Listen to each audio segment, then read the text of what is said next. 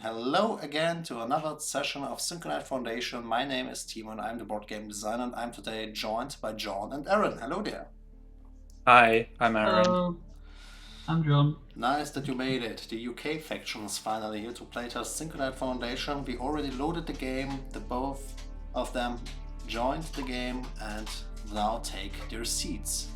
In the red corner we have Aaron, in the green corner we have John, and I will go into, let's see, I guess the orange corner. Of course it's not corner, but I hope you get my humor.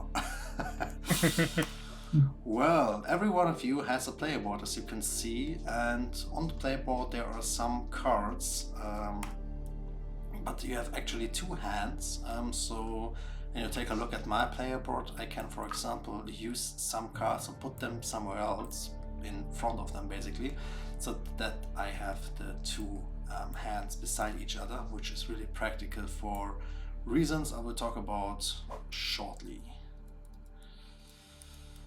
I need to sort them myself.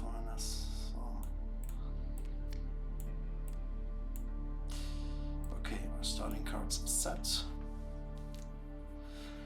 Are you used to using Tabletop Simulator? Or do Yeah. you need a little Yeah, tutorial? I'm somewhat familiar. So how many do we take? So 5. You can take all cards that are here, so basically the 5 influence cards as well as the 5 victory conditions, and I guess that you need to draw the cards or one card each, so like that perfectly. And on the second hand, I recommend that you place the victory conditions, because these are cards that you frequently might want to take a look on, but that are not played directly, so to say. Okay. I will explain them in a minute. Just let's get the hand thing right first. There we go. Perfect. Alright, well, what is it that you know about this game, or shall I introduce it and its setting first? I mean, there's know absolutely nothing. So yeah, John doesn't know anything. I know a little bit more about John. I know about the different phases. Okay. I know kind of a little bit about the world, but not too much. And yeah, that's kind of my knowledge as well. Okay, then I will give all of you a short overview, which is also good because then we can take the viewers with us. SYNCANITE Foundation is a game in which we, as the players, form the group of the so-called SYNCANITE Foundation. We are a trading guild that controls the mining and the distribution of the SYNCANITE, which is this blue stone stuff here, as you can see.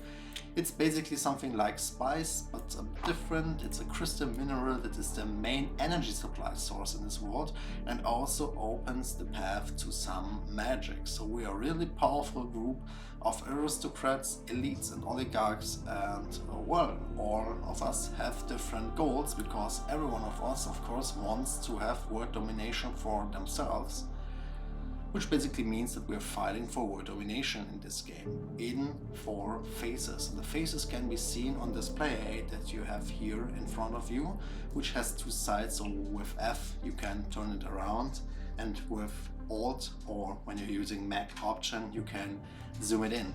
And as you can see, you have 4 phases. The conflict phase, which we use military power to claim resources and deny them to others. The offering phase, in which we do resource management and buy cards and stuff. Then we have the parliament phase, in which we use our influence to get votes through parliament or avoid them, to get advantages or get disadvantages to the others. And last but not least, we have the foundation phase, in which we use our unique role card effects, which make the game a little bit asymmetrical, because every one of us can have a role, like for example here, the magnate, or there, the censor.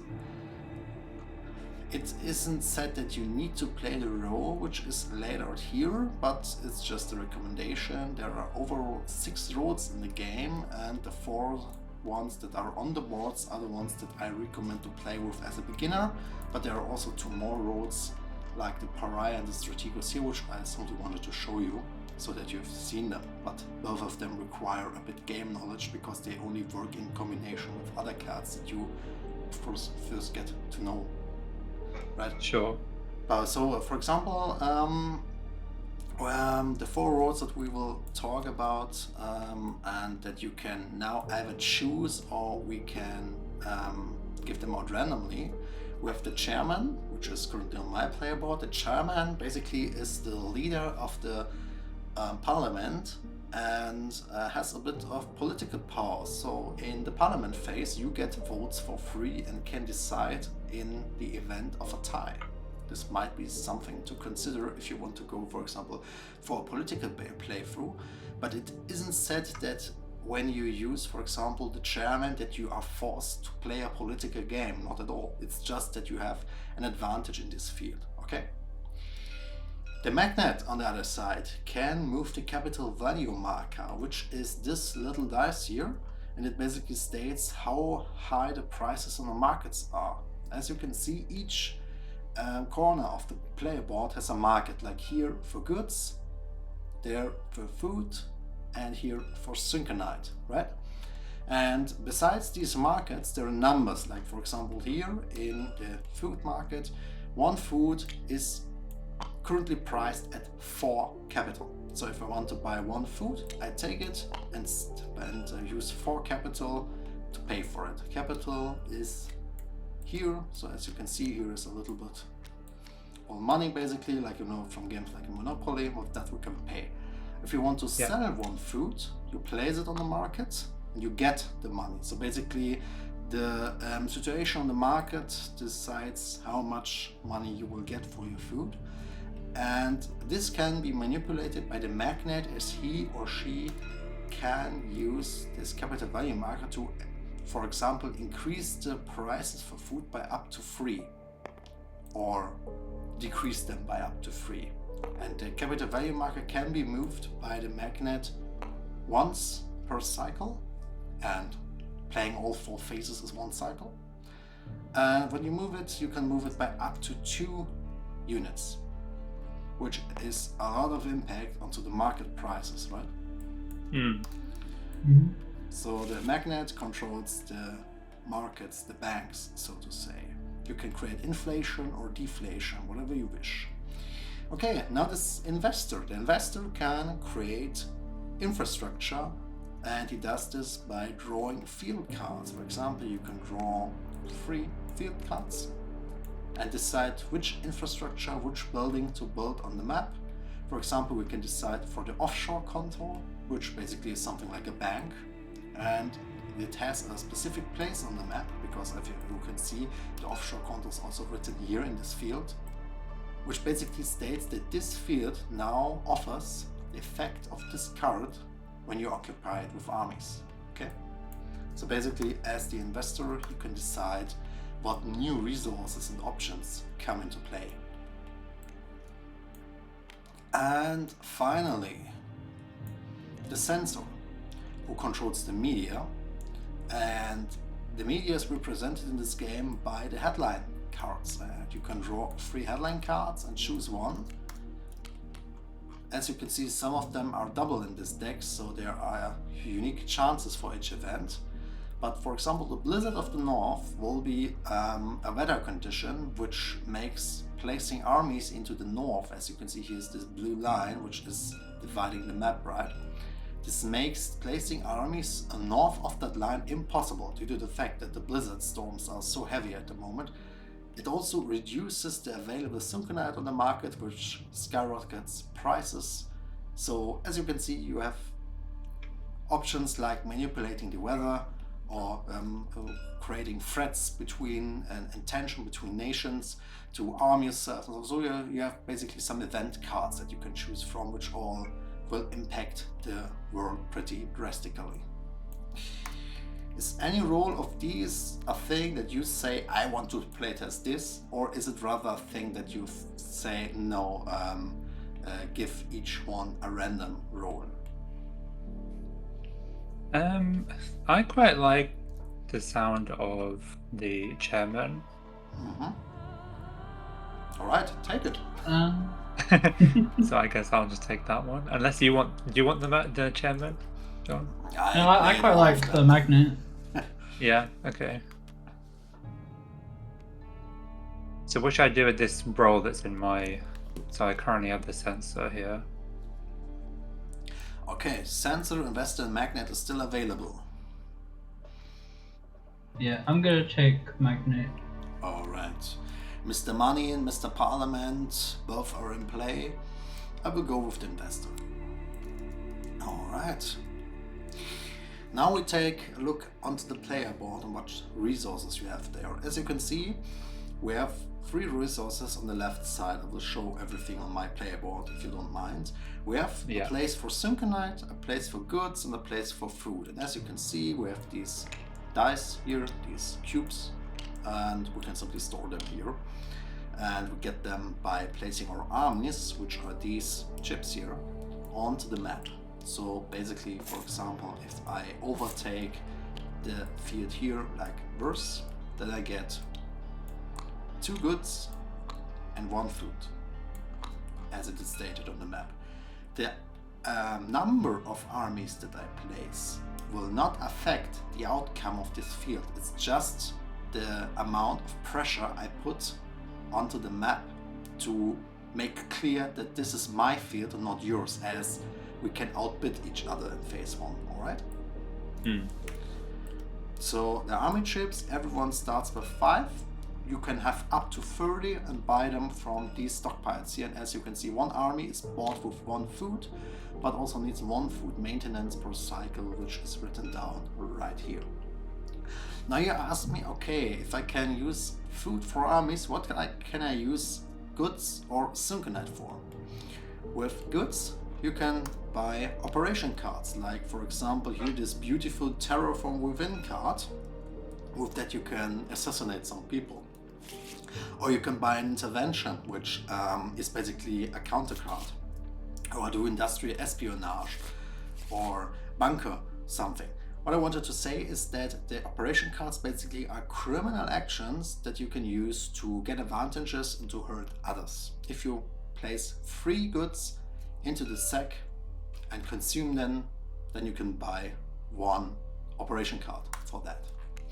And the same principle applies to the Syncanite on the top right corner, where you get 1 bribery for 2 Syncanite, but bribery cards are a bit different from operations card because these are the legal ways. Like for example, you get 2 consent with 2 thumbs up, or you get a privilege, which is a permanent advantage due to the fact that you basically bribe people, which is why these cards are called bribery, right? So bribery cards simply give you political influence and permanent advantages, and are the so in Germany I often present it with the sentence, it's the fine English way to handle things, while this one, well, it's more in Germany we say the Brechstange, the metal you hit people with. Alright, these are the 3 key resources and how you spend them. Then as you can see, you have some places for privileges. These were the golden cards that you have seen in the bribery stockpile. You can have up to 2 of them at once. Then you will have a doctrine that we will draw in phase 1. You can also play with so-called dignitaries. We will not use them in the first game as they make it far more complicated than it needs to be. But this is simply something like a mini expansion. You can have hero cards. I'll simply show them for you that you've seen them once. For example, here, this is a hero card. And these heroes are basically based on a book, which is the foundation for everything that you've seen here, because SYNCANITE Foundation is basically a book turned into a board game. But with the special thing that we are playing the antagonists and not the good guys, right? Okay. But basically, she, for example, is the main character from the book, together with some other people. You can bribe these dignitaries and use their effects for your advantage in the expansion, which is called the Dignitary Pack. There are 15 unique heroes like this. Just that you have seen them because they're beautiful. Yeah. Yeah, very nice. feel free to always take a look when you want. I'm just cleaning up to go on with the explanation, because the last place here is for the roll card. I placed my investor here. Here I place my armies, and if I get some money I can place it there. The player boards are optional, they are not needed to play, they're just there for some order and because they look cool. And the starting cards for each player are the same. Every player gets 2 consent and 2 rejection cards, so basically 2 thumbs up and 2 thumbs down, which is our starting influence in the parliament, which basically means that we need these cards in phase 3 and not before. And the other 5 cards that we got are the victory conditions, and each victory condition basically is your master plan to win this game. So for example, if you say, okay, I want to win by military and war, then you need to take a look on the supremacy victory condition, which is the red one. It basically states war must be active, win by occupying 13 out of 19 fields or conquer 3 capitals, right? So as you can see, if you want to know how to win, it's written down on the victory conditions. You do not need to play these cards, you just have them as an info basically on your hand, but you can lose these cards. For example, if you're hit with an assassination or something like that, you will not get eliminated and forced out of the game, but you will be punished by the fact that you need to discard victory conditions, which basically means that you cannot win with these ways anymore. So for example, if you discard supremacy, you are not able anymore to win by war, right? So we can basically limit our pathways to victory by hurting the number of victory conditions a player has, or rather by reducing the number the player has. Do we all have the same? Do we all have the same victory cards? Yes, we all have the same. So supremacy works the same on my hand as it does on yours, and the crisis cards in the middle, which are the cards that these victory conditions relate to, these are always the same as well. So for example, the victory condition states that war must be active. War is the military crisis in this game, and gets activated when the war crisis counter here reaches 10. We can play different cards. For example, if I play an operation like this one, this operation card rises the war crisis counter by 1, as it can be seen on the upper left side. There's the symbol of war and a 1, right? You see it on an intervention? Yeah. So basically when we play intervention, we are rising war by 1, and if we are doing too much of these violent acts, well, war might break out, right? So basically, when war breaks out, or any other crisis, there will be an event first, which will be immediately, and then we have a mechanic, which will stay permanently, and this relates to the player aid, because on the player aid you see that, for example, in phase 1 there are the conquest moves, which has the same name like this card, right? So the player aid says that when war is active, we need to play the game the way conquest moves tells us.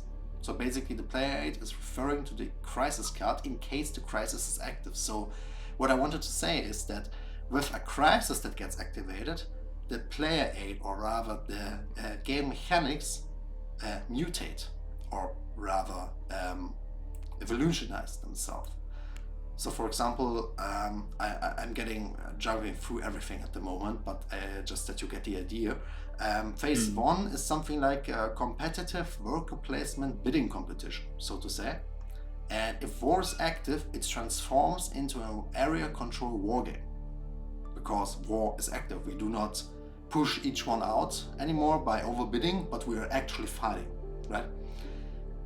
And these rules from conquest moves can be used to win the game by the supremacy victory condition. Just that you get this basic concept, the crisis that gets counted up can get activated. If it's activated, you can win by the victory condition. Alright? Cool.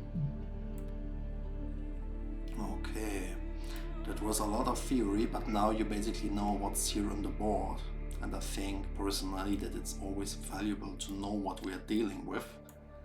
I hope that it wasn't too much, but basically in phase 1 we will use our armies to claim territories, earn resources. In phase 2 we will spend these resources.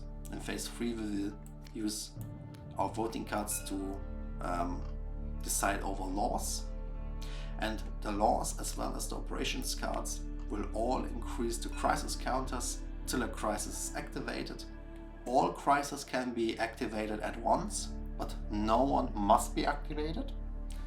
And well, then we see who wins by either military force, or maybe by economic pressure, or by a political victory, or by starving everyone else to death, or by simply killing each other. Sounds fun. That's the goal of it. Thank you. I have a question. What Yes. are consent cards? Consent cards are the cards that you have in your hand. Thumbs up, basically. This one. Okay.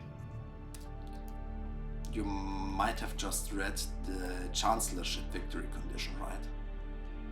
Maybe. I'm just telling it because, for example, the Revolution Crisis upgrades your consent and rejection cards. These are just some lame cards to say yes or no in Parliament, right? Yeah. When Revolution is active, you can use the nays to hurt people because you can condemn them in court and stuff. And you can use the yes to get elected. So these cards get upgraded heavily in the Revolution Crisis, which opens the political victory, right? Yeah. Just that you get another example of how game mechanics mutate and open up paths to victory, okay? But I guess we talked a lot. Now it's time to simply playtest a bit, right? Yeah.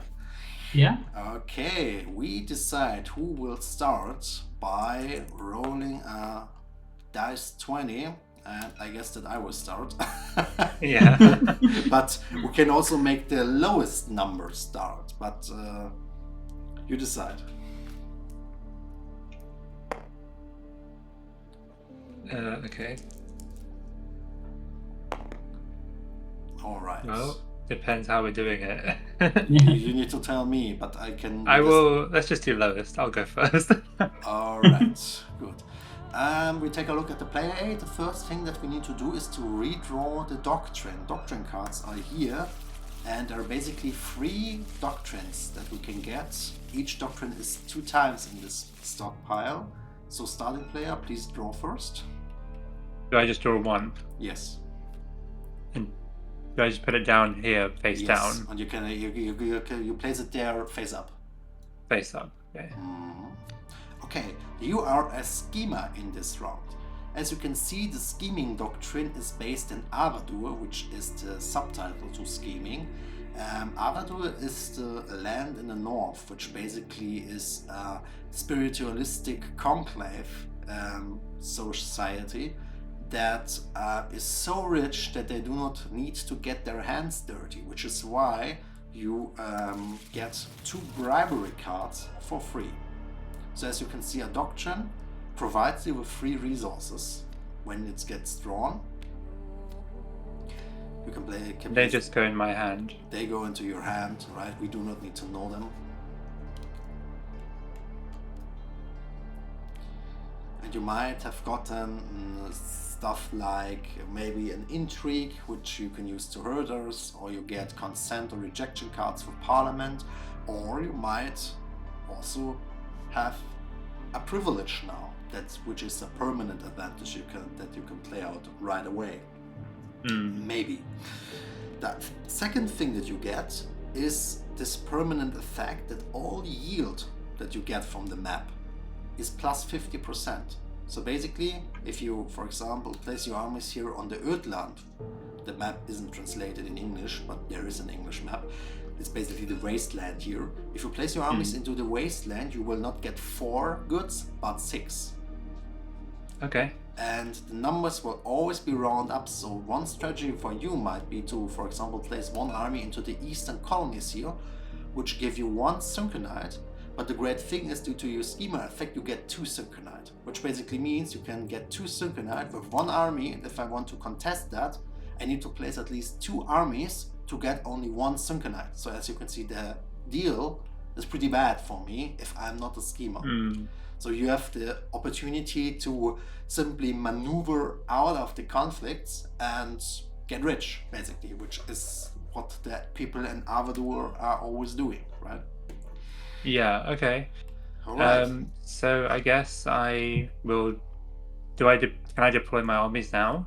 Not yet, because we're doing everything together. It's not like one player has a turn, then the next one. So the next one needs to draw a doctrine, and we're doing this clockwise. So basically, John, your turn. Okay, so I just draw a doctrine. Right, I did as well. What did you get? You get Malice. Beautiful. Malice is related to the people in Tychus, which are die-hard industrialist, capitalist people, basically. That's why you get 2 operation cards for free. So, due to the fact that you have so much people that desperately want to get rich, you can use them to do nasty things for you. And the other thing is, when you outbid a person now in phase 1, usually when you get outbid, for example, we have 1 chip here, right? And the blue player places 2 chips there, right? Then usually you get your chip back and then you go somewhere else.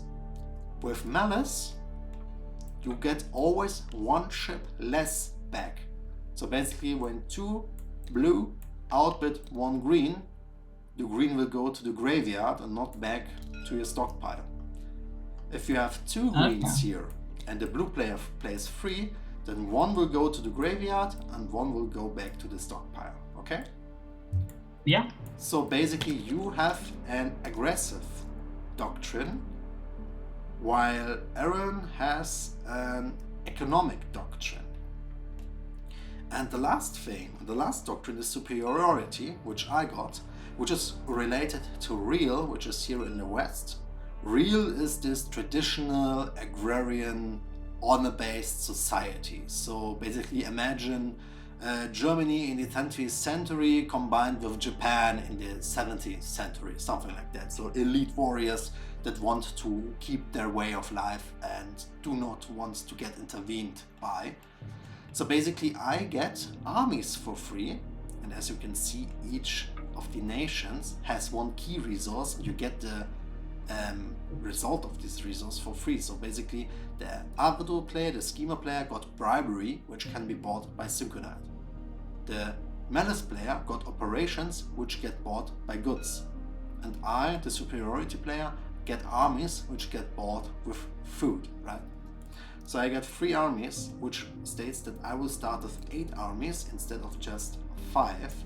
And the other thing is that my armies can only be outbid by twice the amount. So basically, if I place 2 armies, you need to place at least 4 to outbid me, not 3. And now, everyone drew their doctrine. Then we will put up the cycle dice by +1. So put this marker here. It states that we are in the first cycle. Some effects are scaling with the number of cycles we play, so that's why we increase it.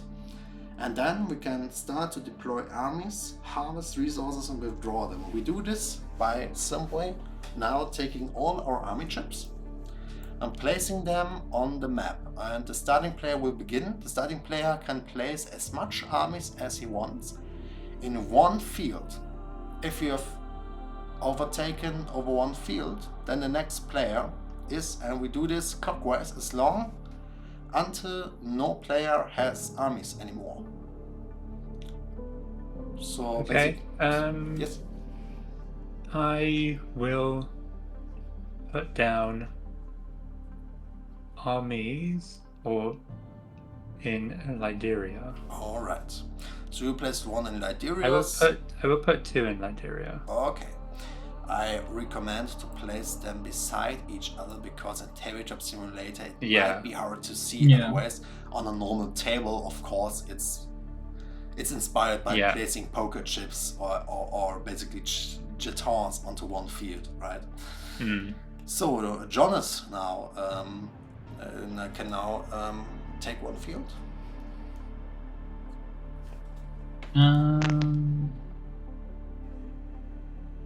Can you put them in ones that have cards like this, or do you have to wait until that card is played? Can you repeat that, please? Can you take territories like this one in the middle here, where I am, where they have a card like the... Yes, you can take territories, but the territories which provide a space for a card simply only provide the yield which that's stated there. So basically the wasteland will bring you 4 goods, but not the effect of armaments industry. But when armaments industry is placed there, you get both. Okay. So for example, the Iron Front here, which offers nothing at the moment, can later offer the effect of the special trading zone, which shifts the interests that we might have on the field. Alright, then I will place 2 armies in the lands of Eternal Night, and now Aaron's turn again. Yeah, I will put 2 armies in Polar. The Arctic Circle in English. Yeah, the Arctic Circle. Alright. Close to the home of Havador. John's turn. I'm just gonna put 1 in reverse. 1 into verse. Alright, and I will place 2 into Rakurion.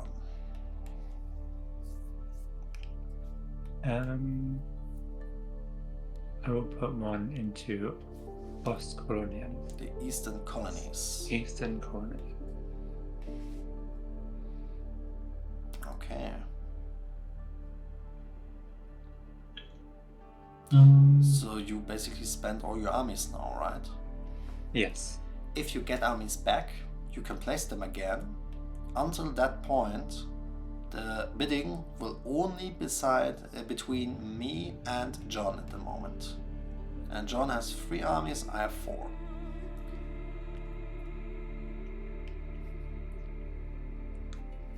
So can we bid for things that have already been taken now, or is that in another phase? If you want to overtake this field, you can do this now by placing at least 2 chips in there. Okay. That's not very nice. And the thing is, because you are a Malice player, this army will not get back to Aaron, but die. Which basically means that Aaron has no second turn, further turn.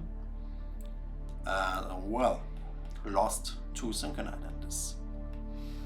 Okay, what will I do? You have 1 army, so you cannot outbid me, so I will use 1 army on the Hügellande, on the Moundy lands. Where will you go?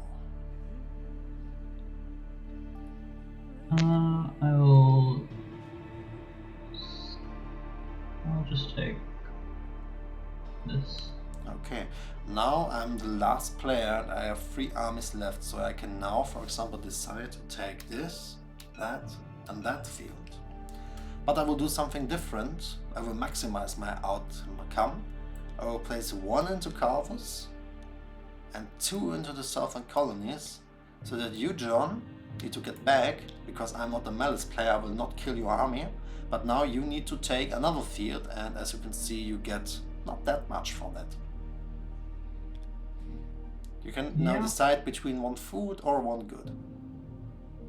I'll take a food. Okay.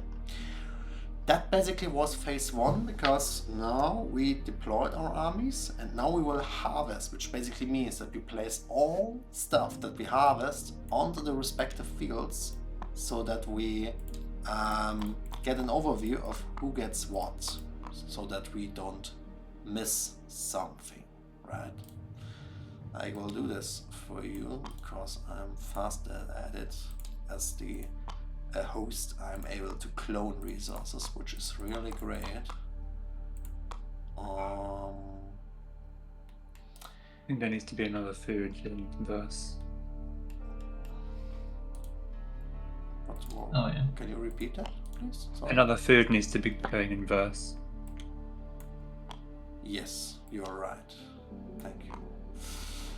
The thing is that you, as the schema player, get a bonus. You get a bonus, as you can see in Arctic Circle, for example. Yeah.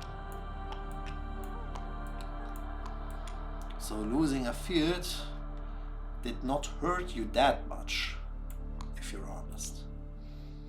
No. Alright, now everyone can check. Did everyone receive what they deserve? Rule speaking, not Yeah. personally speaking. Yeah, I think so.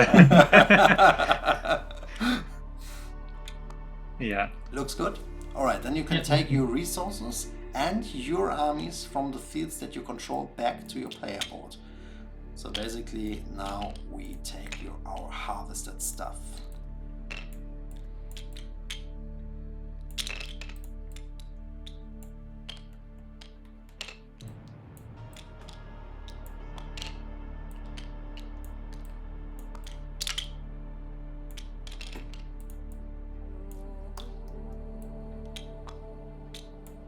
Would we take the armies back as well?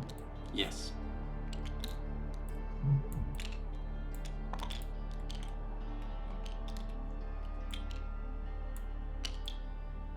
These boards that kind of help to designate where things are, will they be in the physical version as well?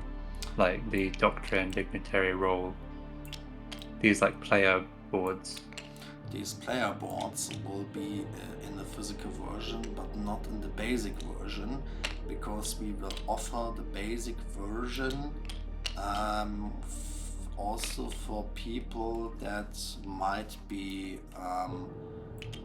not be able to spend that much money due to inflation and stuff. So basically, the base game will include everything gameplay-wise except the hero cards. The hero cards are a little booster pack that can be acquired separately.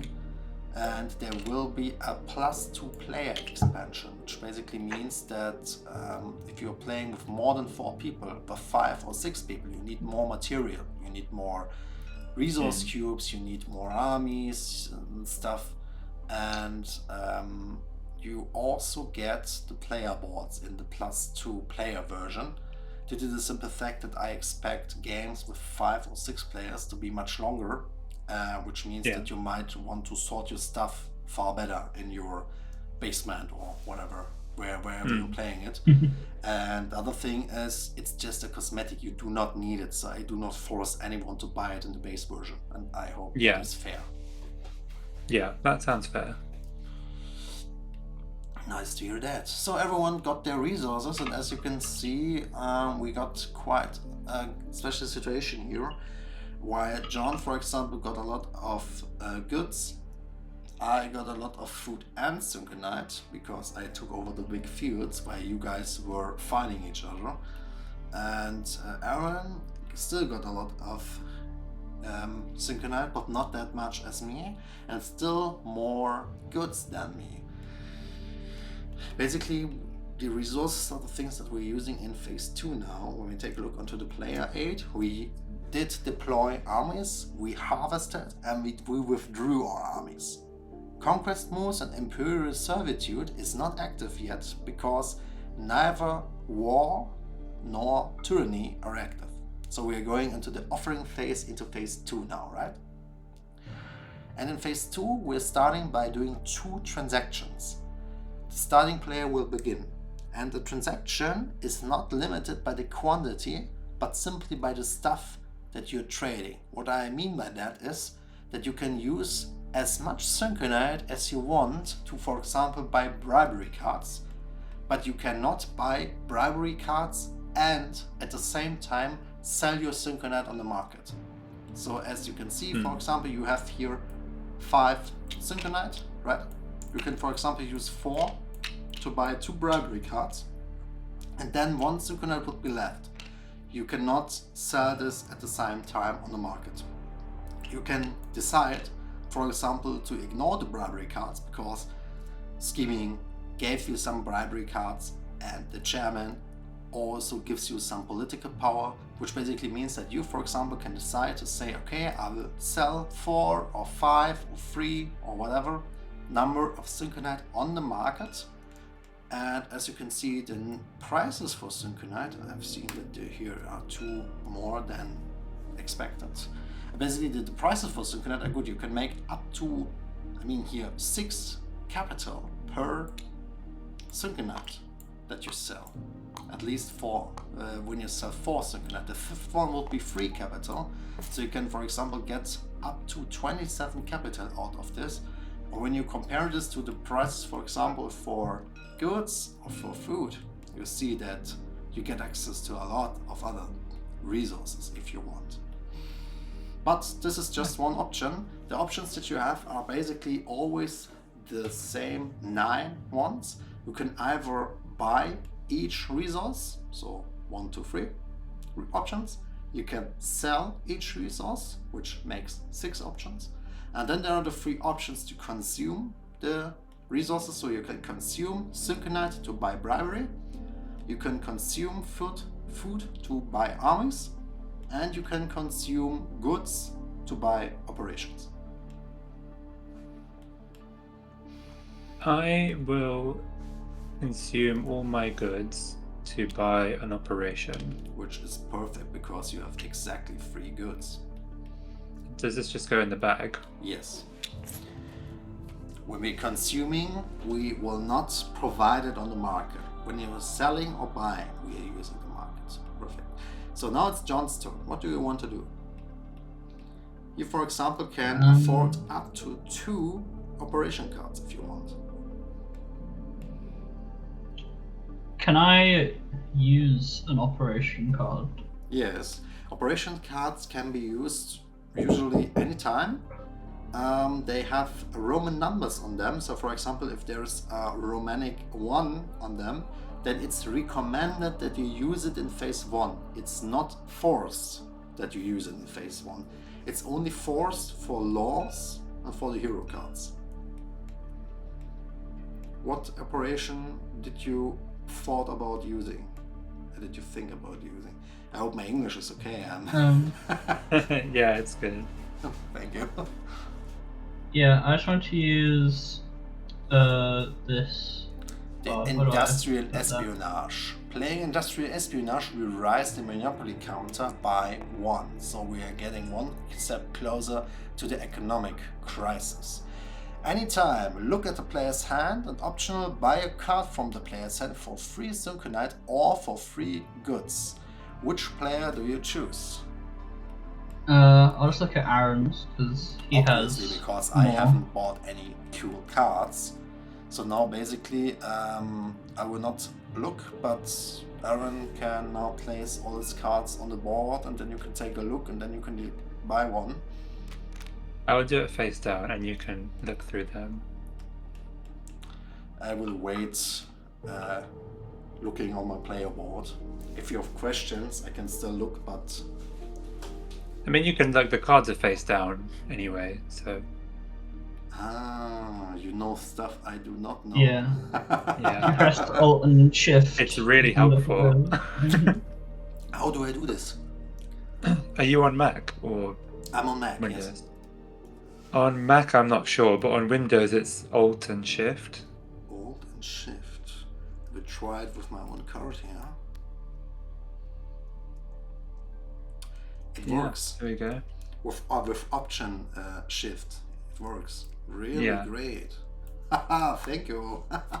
No worries. It's great to learn even more stuff about this program here. I'm going to buy this card. for Oh. free It's goods. now important just to got it. know. It's a good card. I I like just got it. When you buy Okay. this, you buy it from Aaron, so Aaron gets the goods, okay? Okay. So he basically gets a new card for that. Alright. You still have one transaction left. And I put your played card on the discard pile, right? I think so, yeah. Okay,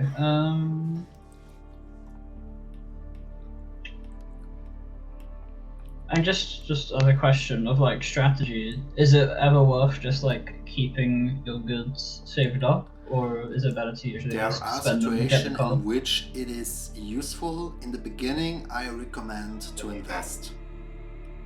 Okay, in that case, I'll just buy another operation. Alright. Here you go. Now it's my turn. And I will sell a lot of syncanite. 6, 12, 18, 24, 27, 30, 33. Don't ask me if this was a good trade or not. I am just motivated to play economically this round. And I'm telling you because you're beginners. I do not need to maximize now, but maybe I do and hide it this way. You will never know. I will know. Well, if you win, I guess we'll know. Yeah. Alright, Aaron, your second transaction. So, for my second transaction, I think I'm just gonna buy another operation with the 3 goods. Alright. Now John's second operation. Just another question Yes. for when a card says any time, does that include when another player is doing something? Yes, Or is it any just time mean card that can be you're- used as a counter card, and any time cards can be chained. Like you know Okay. from Magic the Gathering, for example. Yeah. In that case, I would like to.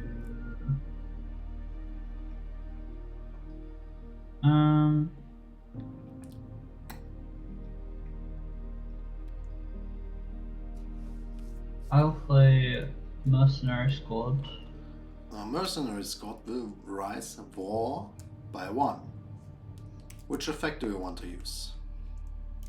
I will steal 5 food from you. Hey! Why? You got a lot of food. 2, 3, 4, 5. This is not okay. I mean, I denied you the field, so I understand it, but I'm still... You know, the thing is, I'm a bit salty that you attack me, but I'm also proud that you play cards, because a lot of players are overwhelmed in the first minutes of playing this game. But you're on fire, man. Yeah, I know. I read the cards and I'm like, oh, that sounds fun. Let's do that. You're playing it perfectly right. I'm so proud of you. And now I need to counter this somehow. And I will. I have an idea. I will use 3, 6, 9, 12, 15, 18 capital to buy. And maybe I'm using 28 capital to buy even more goods. So I get 2 back. So everyone did their transactions. As you can see, I maximized my goods and lost a lot of food. The thing is, in the player aid, it states now that there is a dignitary auction, as the speculative transactions are only available when the monopoly crisis is active. Same for the majority shareholder, and the humanitarian donations are only active when the triage crisis is active, which by the way is something like a famine. Now we need to pay the maintenance for our armies and also additional fees and income in case that there is one. There is none. The only person that needs to pay something is myself, because I had more armies than 5. The thing is, the first 5 armies are free. Every army after 5 costs you 1 food maintenance per round, but only when you had the opportunity to use the army in phase 1. So buying armies in phase 2 will not make you pay maintenance for them because they haven't worked yet, right? So due to the fact that I had this really powerful doctrine in the beginning, it gets balanced a bit through the fact that I now need to pay free food maintenance to keep up my stockpile of 8 armies. Okay? You guys do not need to pay anything as you have just 5 armies.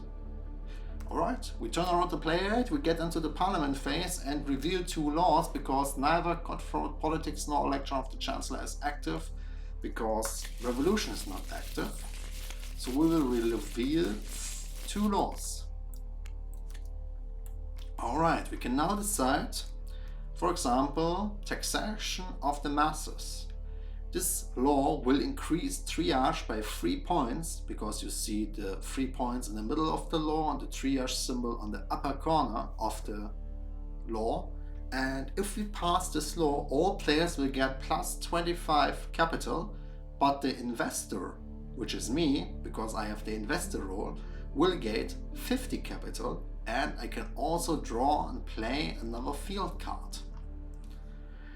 So as you can see, I might profit a bit more from this law, but I bring even more field cards into play, which also opens more resources to get on the map. So you can now make this really hard decision if you want this or not.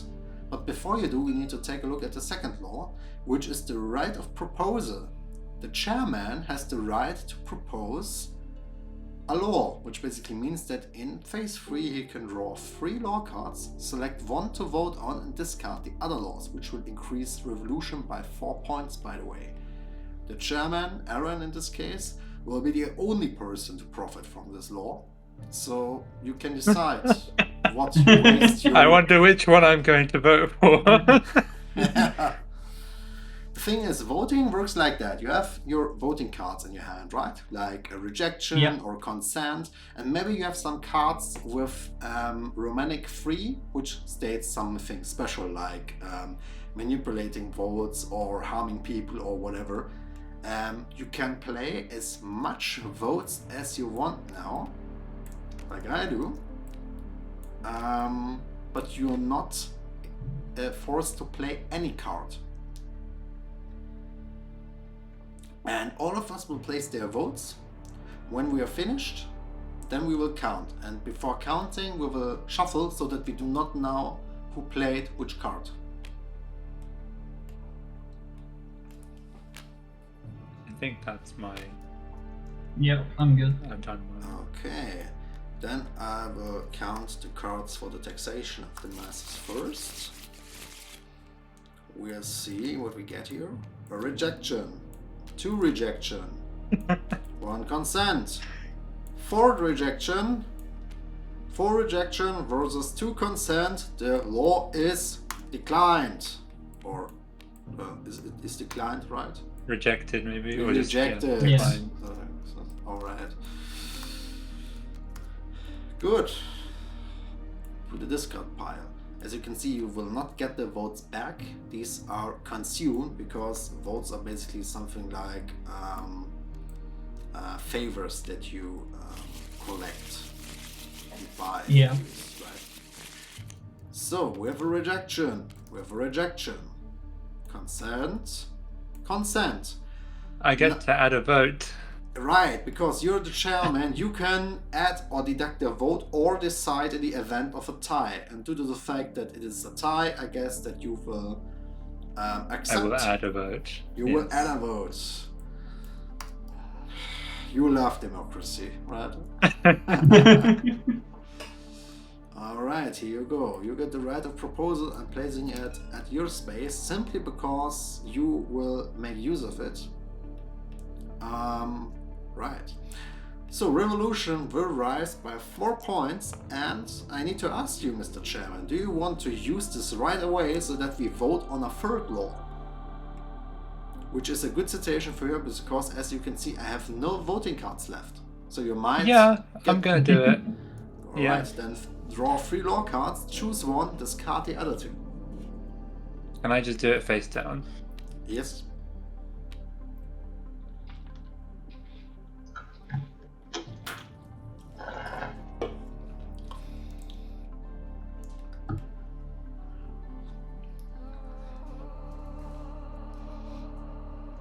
I'm so curious what you choose. Okay, I guess I'll choose this one. And the rest, and the ones that I don't choose. To this discard pile. Okay, yeah, discard. We Yeah. will never know what you haven't chosen. Yeah. Aristocratic prerogative. Prerogative. This will rise tyranny by 4 points. All players will get 5 syncanite, but the censor will get 10 syncanite per round. The thing is, the censor roll is not in play this round, which basically means that all of us will profit equally. And for that, the market stock of syncanite will be decreased by 4 each round when we get the resources. So basically, we will balance the market a bit, because the syncanite market currently is too full, in my opinion. Yeah, that's what I thought as well. Alright, I cannot vote because I do not have any voting cards. So it's your time to vote, I'll guys. abstain. I don't have. I don't. Well, if I don't put any cards down, then You can use your power to add one. I can just use my power to add one. Of course. Alright, so you want to... I guess I'll just do that. So yeah. The aristocratic prerogative gets through as well, right? Yep. Yeah. I just need to put a cable onto my mouse because my mouse has no energy anymore. Sure. I cannot use it. But I have a cable right here. Perfect. Okay, now I can just need move to go it. do something really quickly. I'll be right back. Yep. Okay. Tyranny will rise by 4. Alright, so as you can see, revolution is at 4, monopoly is at 1, war is at 1, triage at 0, and tyranny at 4. We have a clear trend for revolution and tyranny in this round. Okay, shall we wait for Aaron to return? Because we're now I'm here. going into foundation phase. I'm here. Then John left, or? Oh, John. Yeah, I think John is. Okay, then He'll just be back in a minute. I confused that, and I'm sorry. That's okay. The thing is, you have already used your roll card effect, which means that you will now not profit from the roll card effect. But basically, John and I will. John can now use the magnet to change the capital value marker, and I can now place field cards onto the map. So which phase are we in now? Phase 4. Phase 4. Yeah. So what is election of the Chancellor and cutthroat politics? Are they revolution cards? Yes, but no, yeah, half.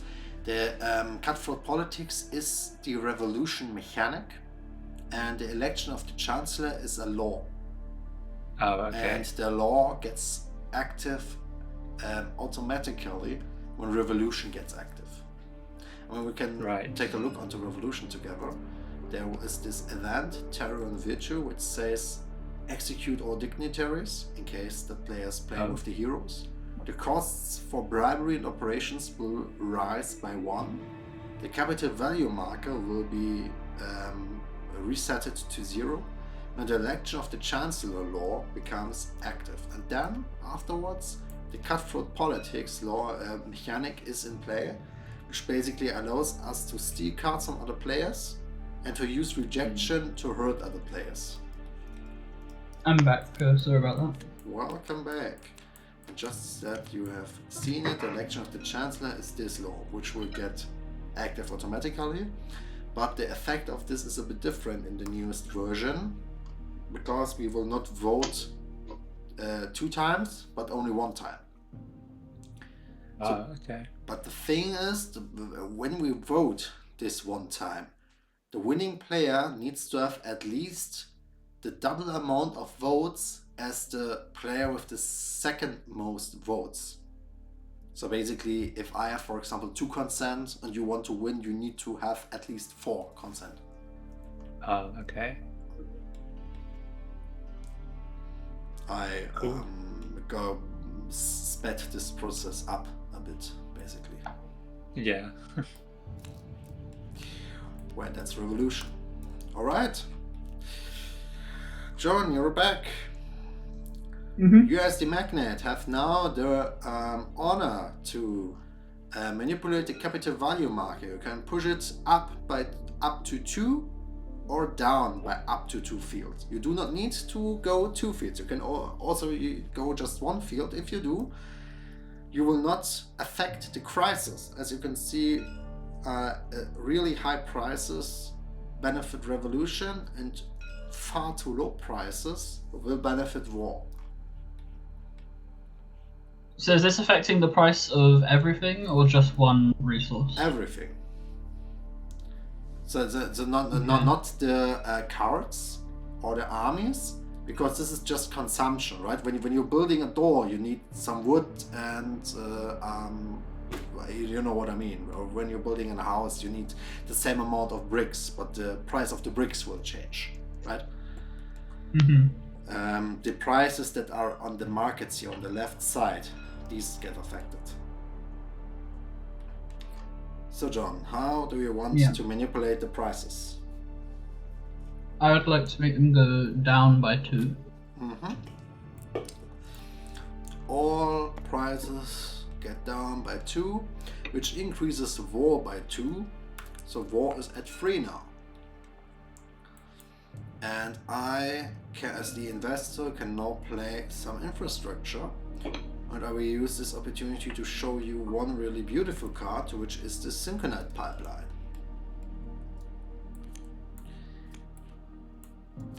The SYNCANITE pipeline rises tyranny by 3 points, so tyranny is now at 7. And whoever controls this feat at the end of phase 1 can prevent the following effect. In phase 2, divide 12 SYNCANITE between all players with the doctrine Malice, and 60 capital between all players with the doctrine Scheming. So this card might benefit some players where others won't, which might create some unforeseen alliances. Because in the next cycle, the doctrine cards will change, right? Yeah. Good, these were the role card effects. After that is player trading. Is anyone here that wants to trade something?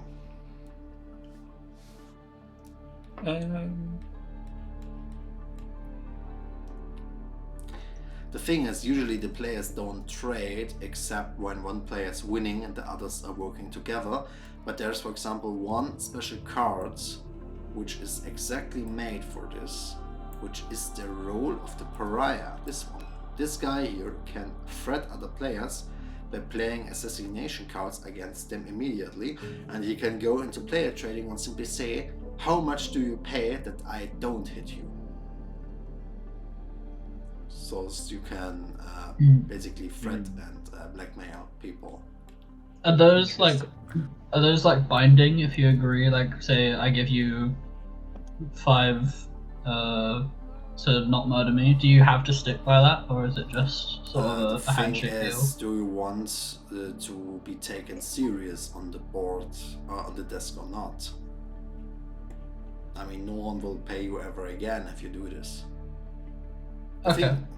The thing is, I tend to allow everything as a game designer, because I think that the people on the desk shall decide these little details. In my opinion, it should be allowed, but it might also be that others say, no, I want this to be binding. And it definitely makes sense to be, because I want to use this effect multiple times, right? Yeah. For example, I make a bidding competition out of it. I simply say the player who bids the least amount will get hit. Pretty fun to see. Okay, no player trading. Then the armies get filled up. We have one player with 4 armies, which is Aaron, right? Yeah. You will always have at least 5 armies in the game. So basically you get 1 army now. Okay. This is simply the basic guard that you have as an aristocrat, so to say. And now we do the dice rolls for the market changes. In the game there will be a custom dice with numbers from 1 to +5 and from -1 to -5. And we will dice roll the special dice for each market. And we will use the numbers from 6 to 10 as minus, okay? This is a 9, so the Syncanite market will be reduced by 4 resources. I see that there's a law here. I should not have seen them, okay. Then the food market. +2 food. So the people consumed energy, they produced food, they also produced some goods. Okay. And now every player gets another transaction before we go into the next cycle. So Aaron, your turn. Do you want to do a transaction?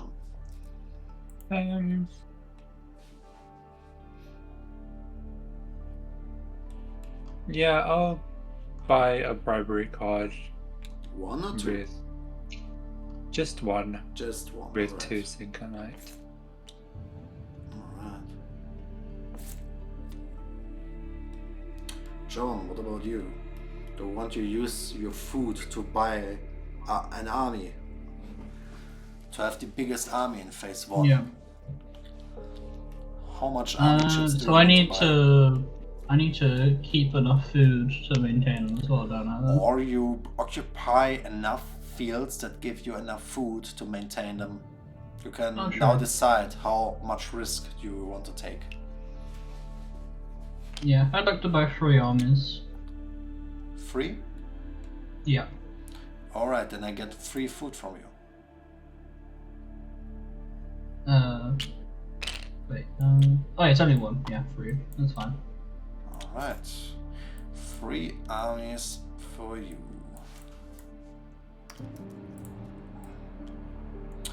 And I will buy operations.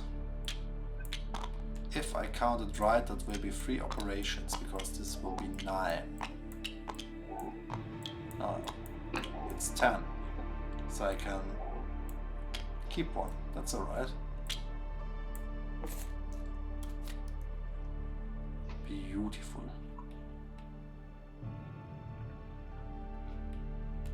Okay, everyone did the last transaction. We will turn the player aid again and we will go into the cycle 2. We will add the cycle dice, so we get +2 cycle dice, and we will use our doctrines, or rather we will not use them, but we will draw new ones. Who wants to go first? I will go first. Okay. I got superiority, which is the one that you had. I got scheming. And I got Oh, you both got as well. scheming. Great. So I got my 2 bribery cards. John, you can take 2 bribery cards for free, because you're a schemer. And I get 2 armies. You get 2 armies +2 for the cycle dice, so you get 4 armies in total.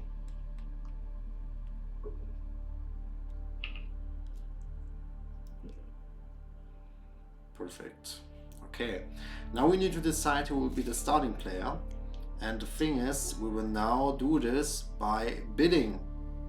And I'm the only one that has capital or money, is that right? Yeah. So I will bid 1 capital to be the starting player. We're poor. And now, John, we need to form an alliance, even though you have stolen a lot of stuff from me and I don't like you. But the SYNCANITE pipeline will make both of us rich. Both of us will get 30 capital if we occupy this. But Aaron, who is a superiority player, will not profit from this, which means that he will try to stop us from doing that. Keep that in mind, okay? You can make it all of the stuff that was bad between us, you can make it good again if you sacrifice some armies to take over the SYNCANITE pipeline for us both to profit, okay? Okay. Very nice. I am also the guy with a lot of armies, not that much, but it's okay. I will go with 3 into the lands of eternal nights. Aaron's turn. This is interesting. Okay.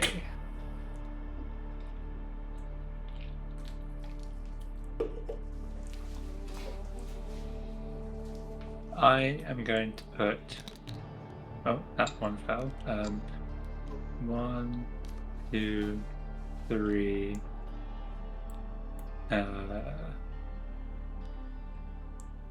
4 armies. So we really want. Wait, John... hang on. I'm gonna actually wait. I've got more, haven't I? I've got 5 more. Oh my 6. god. Wait, 5. you can only be outbid with. You have superiority. You can only be outbid with twice the amount. So right now we. Okay. So I guess that So 4 armies would be enough. That we need to place 8 armies as a bid. So the only one that I'll do can. 4. And I don't think that John will outbid you with 8 armies. Yeah, I'll do 4. So then that's it. I can't. So then it goes to John, doesn't it? Yes. Yeah. You need to do something about it. Maybe you have some operation cards. I do. Make us rich. Hmm. You slowly get the spirit of the game, right? Yeah, I'm starting to understand.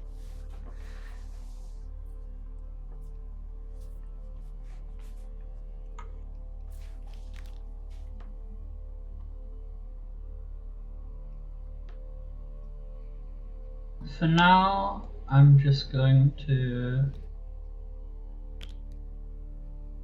place my 1 here.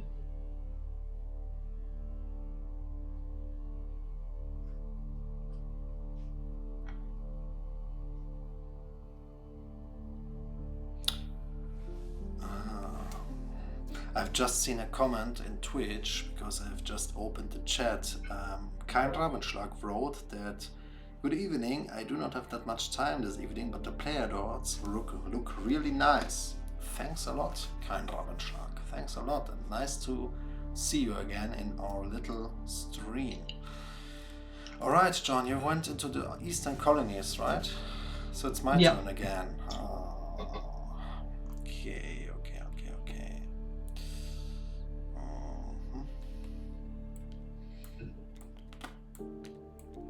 3 into the Mounty lands. Okay, and then comes back to me again. Yes. I will put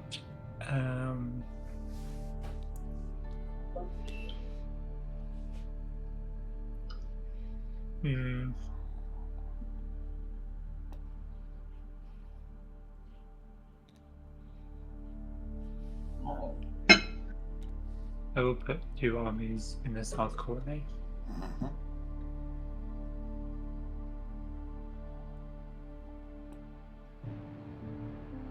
Mm-hmm.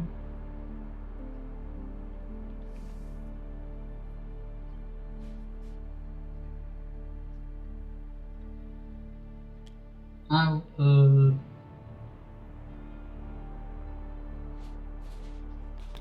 2. Yeah. Okay.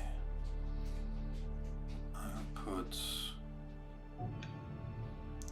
1 to Liberia.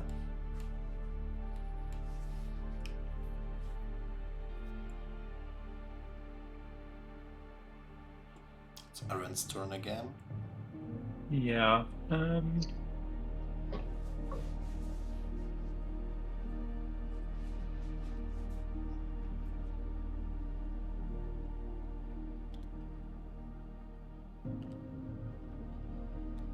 I'll put you on in the wasteland. Okay.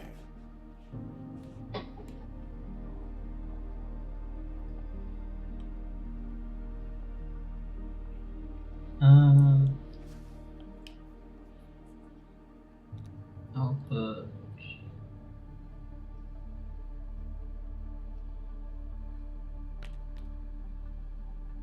2. Yeah.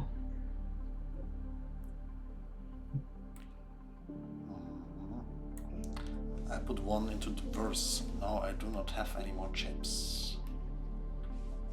So if I put my 1 army in verse as well, does that mean Yeah, you sadly cannot do that because I can't do you need that. outbid. You need to at least outbid me. Yeah, Your okay. doubling advantage is only a defensive one. Yeah, okay. But you can, for example, take over the Arctic Circle. Yeah, I think I'm gonna do that. So now, free choice for John. Alright.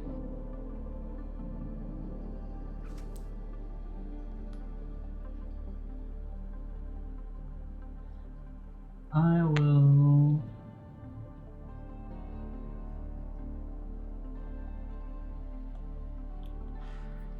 You know, John, the SYNCANITE pipeline got taken from us, and this is really bad for us. And I think that you I have a plan. I have a plan. You have a plan? Okay. But I do. Okay. But otherwise, I would have suggested that you take over the Arctic Circle. But alright. Yeah. I will take the southwest here.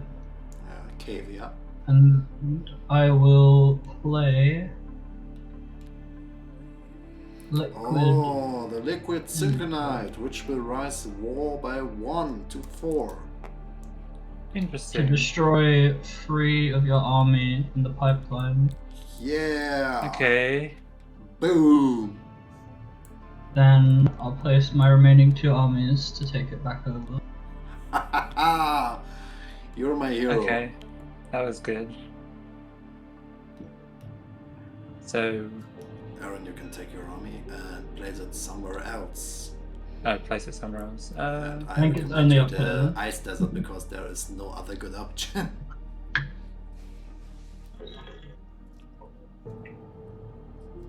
Yeah. Alright. Well, that was a turnaround here. Interesting. I knew I should have put 5. I knew I should have put 5 armies down there. Well, you never know in advance.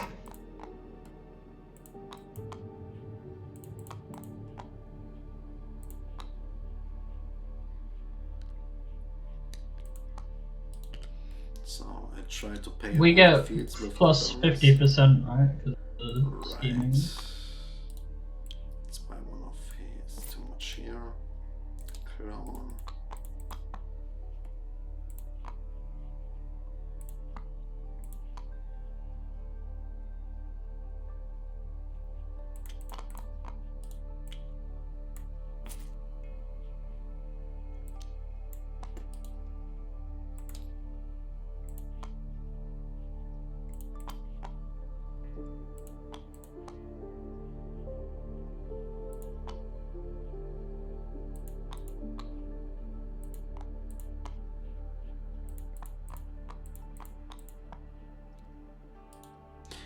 everyone receive what they deserve?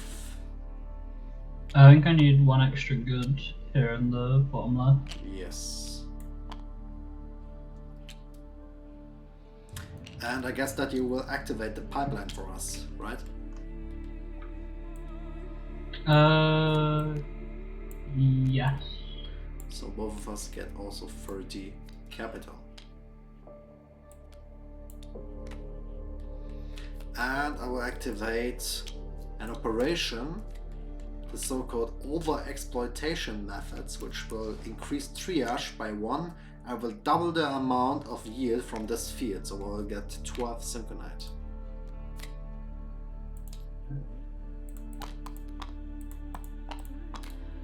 And for that, this field will not give any yield in the next phase, because I over-exploited it.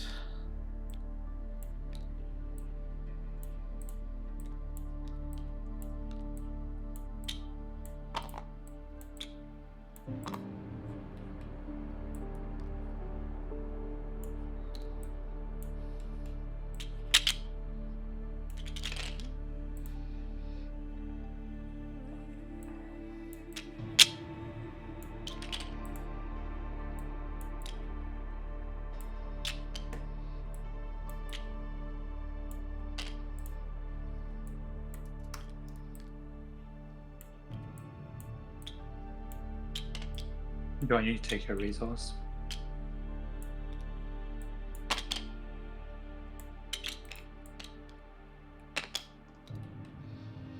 Okay.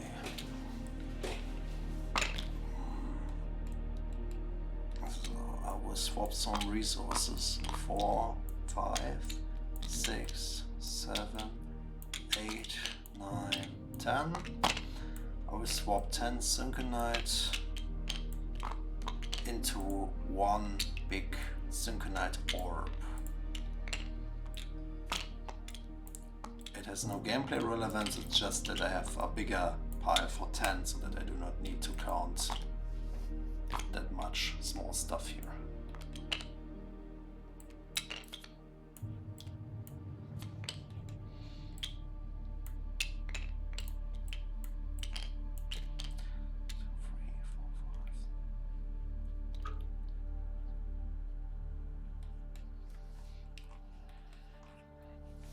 Alright.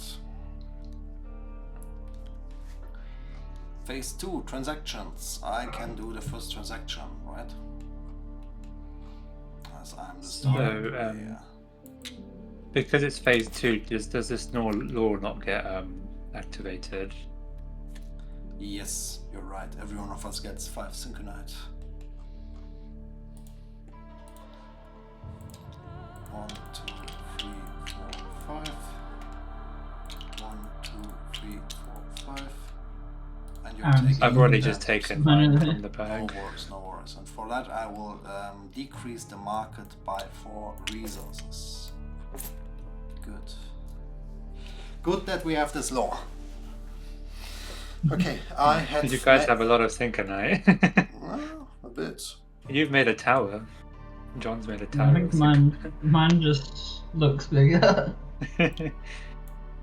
So this law, do we discard it then? No, the law is permanent. We get this in next. Oh, okay. We get this each round now. Oh, okay, cool. There is a maximum for laws. There will be a total of 4 laws at once. So if we pass a 5th law, the oldest law will get discarded. Okay. I did my first transaction. I have bought 2 operation cards. So Aaron, your turn.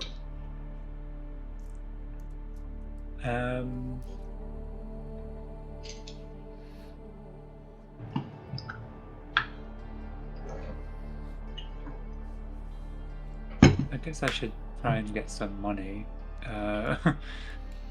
So I can sell some syncanite, right? Yes, so if but I the sell... prices are decreased by 2. Just keep that in Oh mind. yeah. I think I'm still gonna do it. I'm gonna sell.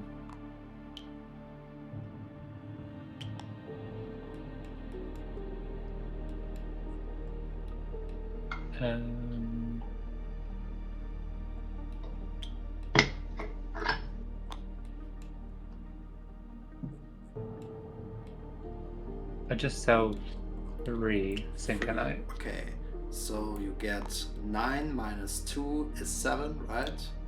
Yeah. Plus 8 is 15, right? Yeah. Here you go.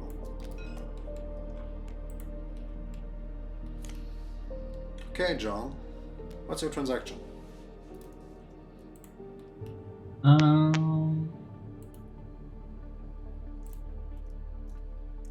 I'm gonna buy an operation. Mm-hmm.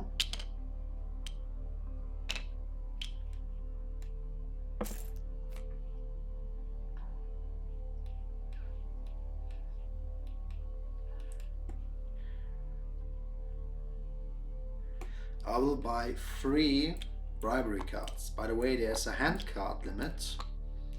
So you can only buy as much cards till you have 10 cards in your hand. So when I buy these 3 bribery cards now, I will reach my hand limit. This is why I only buy 3 and not more. And I got a privilege that I want to activate immediately, which is called insider trading. Every market purchase price will be -1 for me, and each market selling price will be +1 for me. Nice. Alright. Second transaction for Aaron. I will. So I have 6 cards in my hand. Mm-hmm. I'm going to buy 2 bribery cards.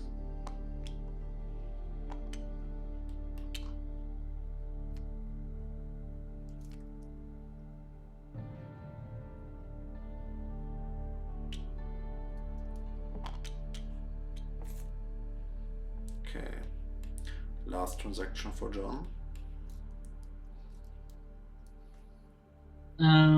I'm going to buy.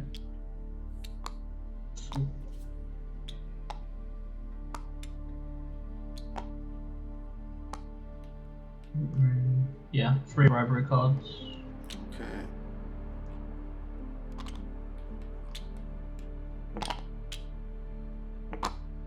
I will I'm gonna go in the bag.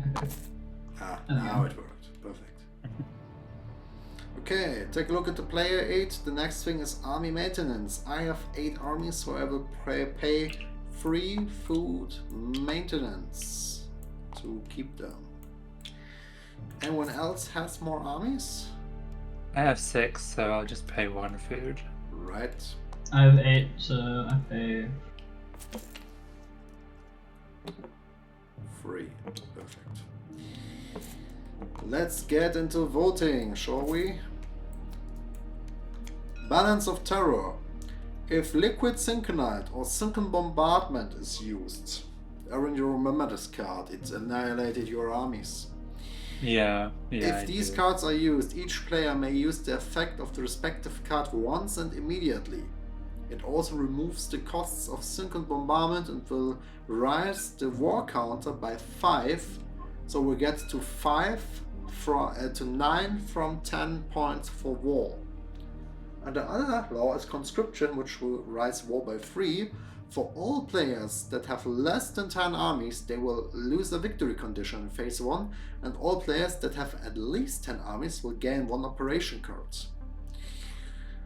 The question now is, folks, do you want war?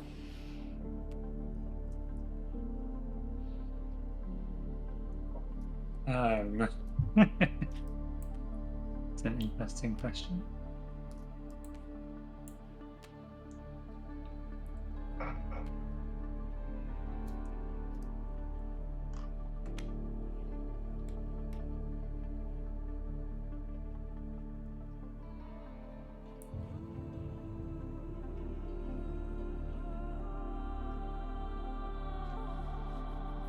Oh, actually, wait, hang on. I want to just do this. Oh, sorry, no one saw that.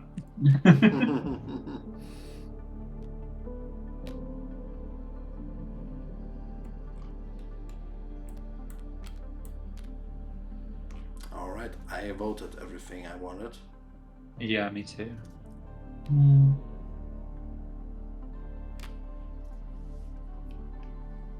Okay, are you ready to count? Yep. Then I will count Balance of Terror first. Oops, why can't I? Okay.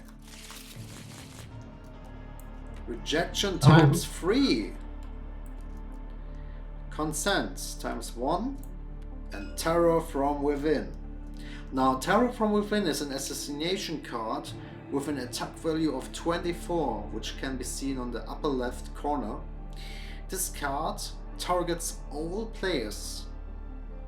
All players will need to discard victory conditions now, because none of us has at least 24 armies to guard them.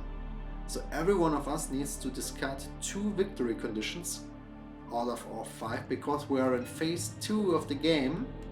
But I do not need to do this, because I will play intervention, but I will not save you guys by preventing this card. I will simply intervene so that I do not need to discard victory conditions, which will rise a war by 1 to 5. For that I need to pay 5 syncanites. I'm going to do the same thing. Okay, You're doing well, it, so it sounds like a good idea. first of all, you took that one from me earlier. Which will I did. increase the war to 1 by 6. Okay. So who is hit? I guess me? So you need to discard 2 of your 5 victory conditions. You need to decide which 2 crises you do not want to win with. Hang on.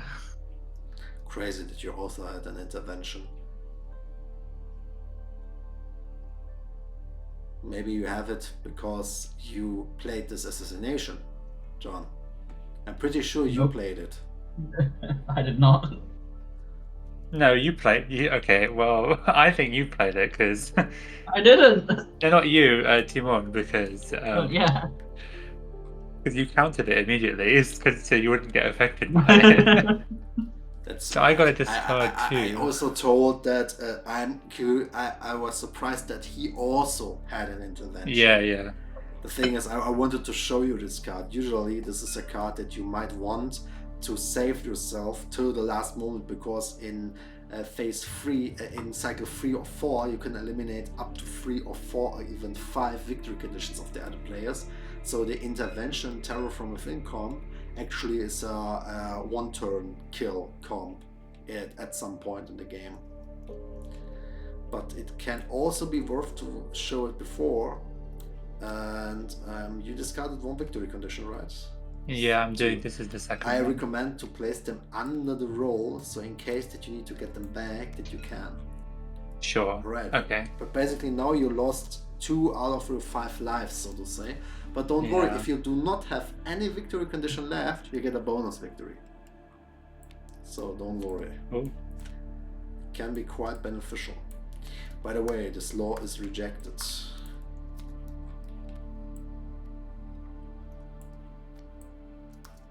Okay, let's see what conscription holds for us. Rejection. Conspiracy. If conscription goes through, it will rise a war not by 3 points but by 6, meaning if this law gets through, we will have war, dear friends.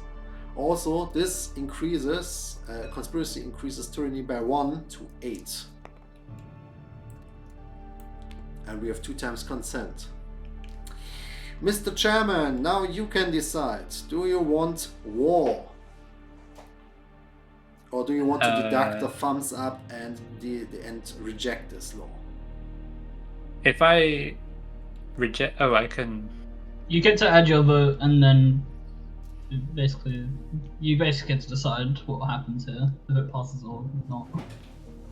So I would like to reject this law. A peaceful chairman. We will not have any war in this world. Not yet. I fight for the good of the world. It's I fight for honorable. Abador. It's honorable that you have this position, even though you got blown up in terror from within, and we two did not.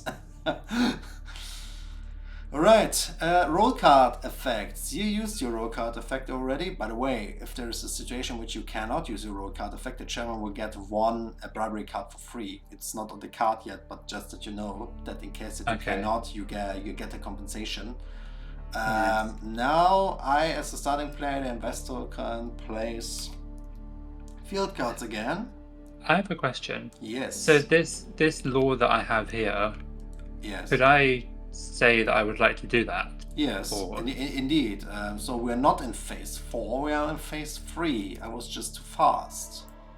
Is that okay if I do that? It's totally fine because nothing happened, so to say. Yes, And I will as do you're a that. beginner, I cannot expect from you to scream at my face what you want to do. Yeah. Okay. We will have another vote. Interesting.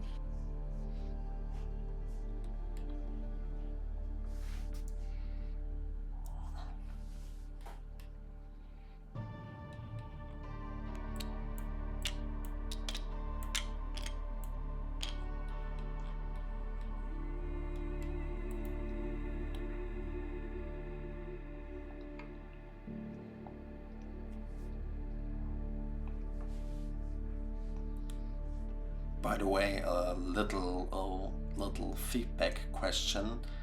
The English translation quality. I did the English translation first by myself with some AI support. Then I let a friend of me, which is a Native American, read over it. And then all of that got corrected by a student of English language who's based in London. So we took a lot of effort for the English translation, but I obviously cannot give a statement of the quality because I'm no native speaker. I just wanted to ask how satisfied are you with the current translation quality, because the original of the game is in German, of course. I think it's great. I wouldn't have even noticed that it wasn't originally in English. Yeah, really? Yeah, I haven't really had any problems. So there was like maybe like a couple instances where I had a bit of a clarity issue, but it's hard to tell when you are beginning because it could just be like that's just how the game is versus how the English is. So if you know what I mean. So, but yeah, I'm pretty satisfied so far. That's great to hear. If anything comes to your attention, let me know. But overall, we took a lot of effort for this version. We still will, before we print, we will have another proofreading. But I personally think that we did quite well from what I received and from feedback till this moment. Yeah, Yeah, it's pretty good. I'm trying to decide which law that I want to vote on, but they're all a bit bad. Like, That's the problem. You need to decide. I guess if I'm gonna suffer, I've got to make everyone else suffer with me. That's Right, the spirit. That's the spirit. you can do that in the hopes that we reject it. Yeah, I mean, I hope you reject it. Yeah. So which one? I guess I'm gonna pick this one. Okay. 2 laws to our pile of discard shame again. Ah! Socialism! Ah!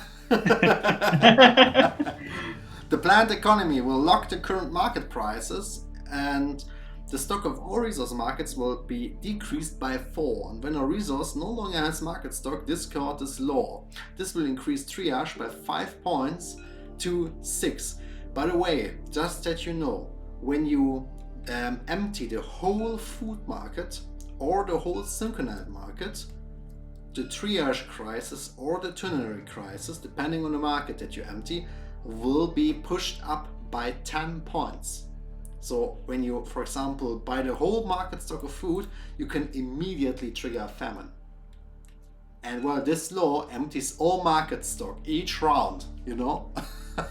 Yeah. And the other thing is, aristocratic prerogative also empties the market stock by 4. So with that, we will be by 8. By the way, this market only has 20 resources. Just that you know. I sadly have no cards to vote for this, so... Mr. Chairman, you need to decide, I guess. Oh, do neither of you have votes? I can vote. You can vote. Okay, yeah, just put your cards down. He plays consent, I'm pretty sure. By the way, Mr. Chairman, you do not need to vote if no one votes, because you have 3 votes. Yeah. The issue is I don't know what John's voted, so I might have to... Alright, let's see what happens. I've done my cards. Okay. Same. I can count, right? Yeah. Consent. Assassination. Ouch. Okay, this assassination card hits with an attack value of 12. And the thing is, this is not a special assassination like the Terraform Within, which hits every player, but only the player that has the same color with their role as has this law. And this law is orange, so the investor, I get hit. I need to discard 2 victory conditions now, but I will intervene again. I don't accept this. Interesting. 7. War gets to 7. I need to pay another 5 Syncanite. By the way, I paid 10 Syncanite this round. It's a lot. By the way, I actually do not need to do this because this effect is for the whole round. A player remains unaffected by fees and legal restrictions of any kind during this phase and does not have to discard any victory condition. The fact that I played this once is enough if I am really strict. But, okay. so I misplayed my own card. But usually that would have hit me. The thing is, whoever played this card might not have known that intervention guards me this whole phase. So whoever wants to take this card back, I will not watch. And you guys really want socialism. Yeah, I like socialism. Triage plus 5 into 6 now. We now have a planned economy.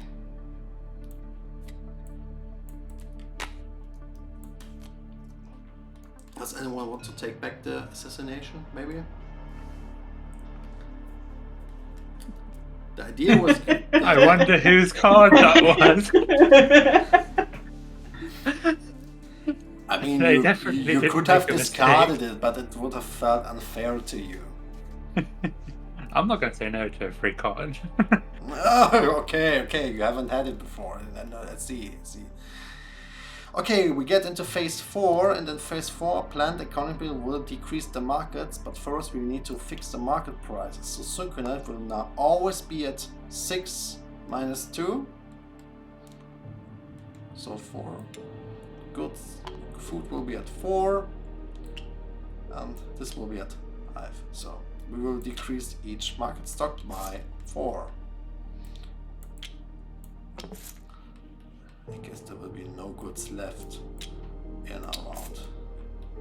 We see. Okay, now I can place my field cards, right? And I want to place the offshore contour. The offshore contour is basically a bank that you can lend resources or money from, and if you don't pay back with 50% interest, they will take 2 victory conditions from you, and this will increase monopoly to 4. Now, Mr. Magnate, you can move the capital value marker around. If you decrease the prices again, then you will trigger war, because war is at 7 out of 10 points. You can keep the prices low, you can increase them, or you can trigger war. What do you want to do? I think I'm gonna trigger war. Mr. Chairman, I guess your agenda is crushed. So sorry. You gotta try it, see what happens. Outbreak of war. The capital value marker will be increased by 3 because you know war is expensive. Players take turns occupying all fields until all armies are placed on the map or no free territories left, whichever come first. You cannot place armies in the capitals of Real, Tigers and Avadu or on fields occupied by other players. So we basically will now determine who gets which fields, because in war we will not remove our armies from the fields. We will never ever again remove them. This is the change that World War comes now. I recommend you guys to place in clusters, because that's good in area control games, right? So I will place my first army at the Storm Sea, Aaron's turn. And as you can see, the event will be played immediately in case of crisis. Sure, okay. I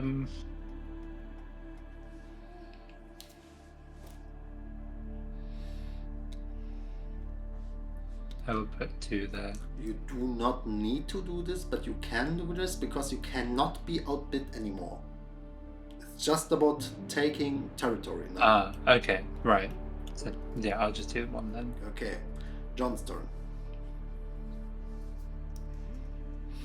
By the way, I recommend you guys, if you have the opportunity to take over a capital city, do it as fast as possible. You cannot place your armies directly into them, but you can place them besides these to fight for these, because the capital city will give you advantages, like you know it from area control games. When you get a continent in risk, you get more armies, something like that, right? I'll just take it. Okay.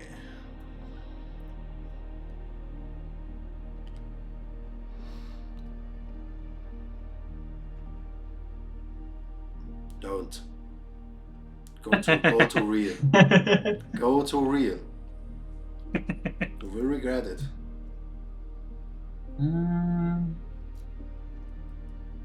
I mean, it is a war after all. Listen, I tried to stop this from happening, okay? So...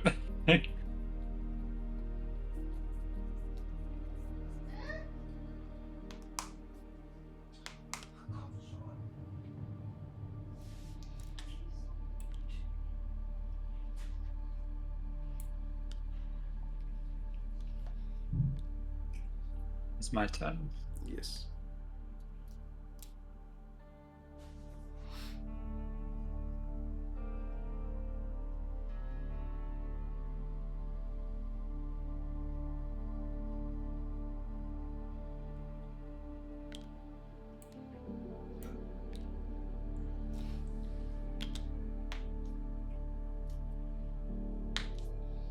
By the way, the bonus of a capital city gets increased for each region from the nation that you control.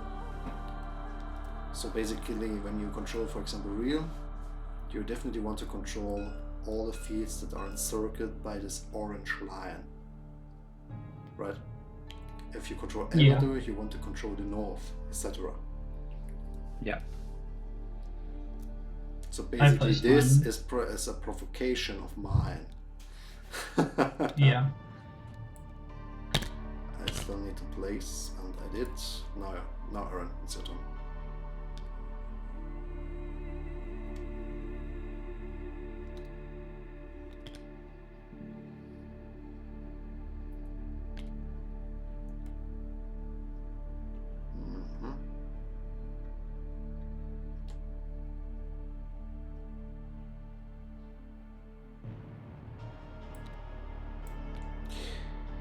You took mine, I take yours. That's So also now you territories, can right? play, as each field is occupied now, you can place the remaining armies that you have on fields that you control. Is it me? Or oh, we just do it. Okay.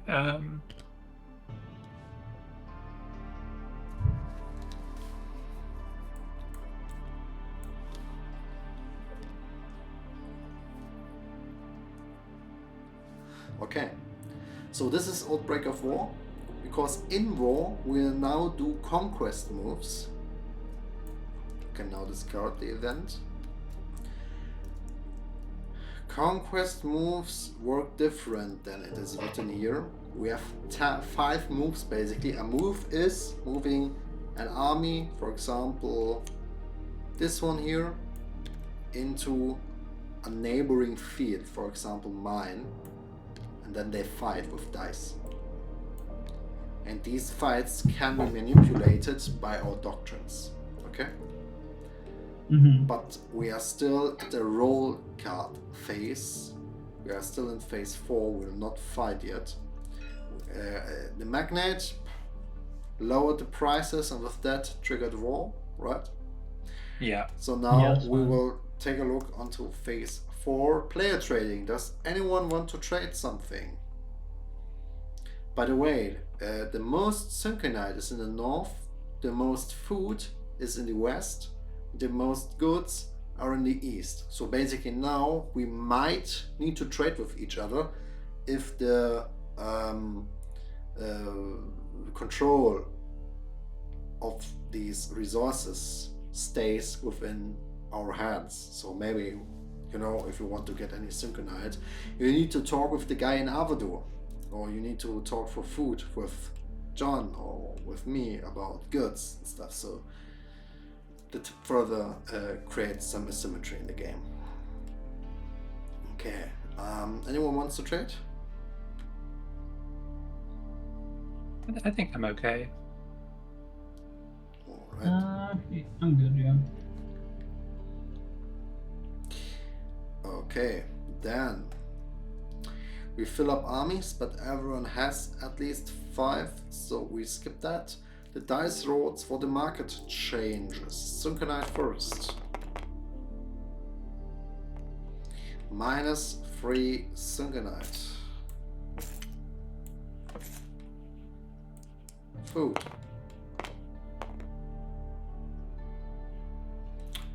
-1 food. And goods. +5 goods.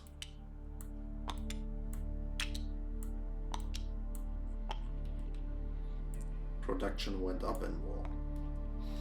Who would have known? Alright, 1 transaction for each player. I will buy armies. 5 at once.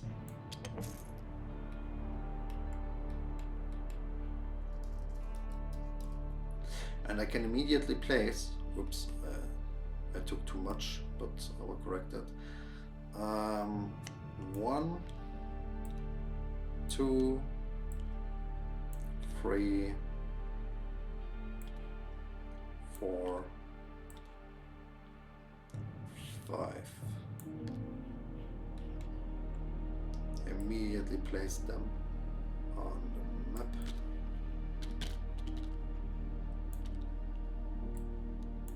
Okay. Next transaction. I will also buy some armies. I will buy 5. Mm-hmm.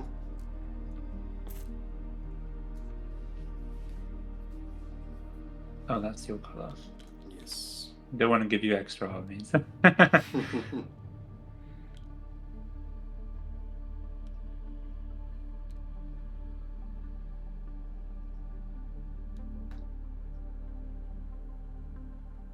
So in the next phase, do we still harvest the resources from Yes, our and armies? we harvest Okay. all the fields that we control at the end of the conquest moves. Gotcha.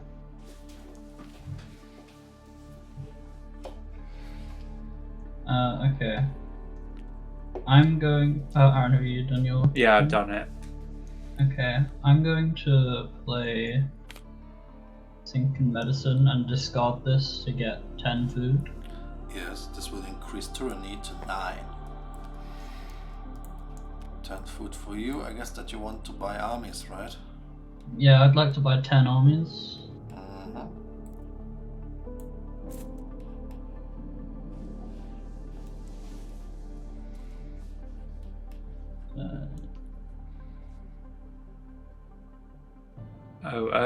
So yeah, that's okay. It's all right. I'll just... There is one thing that I think we forgot to do, which is that all dice results have +1 because of my superiority. So with the food, This is only in war, so this affects only when we fight. oh, when we fight, okay. Thought this was wartime. Yes. Generally. Yeah.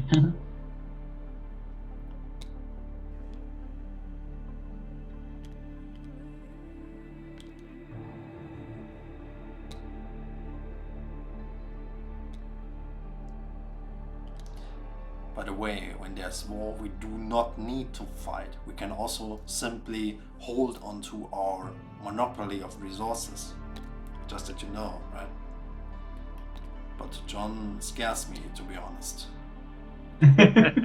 I'm securing my borders. You don't have borders. Well, we seem to have split off I have into. an army here. You don't have a border. Oh yeah. Oh yeah. Not for long.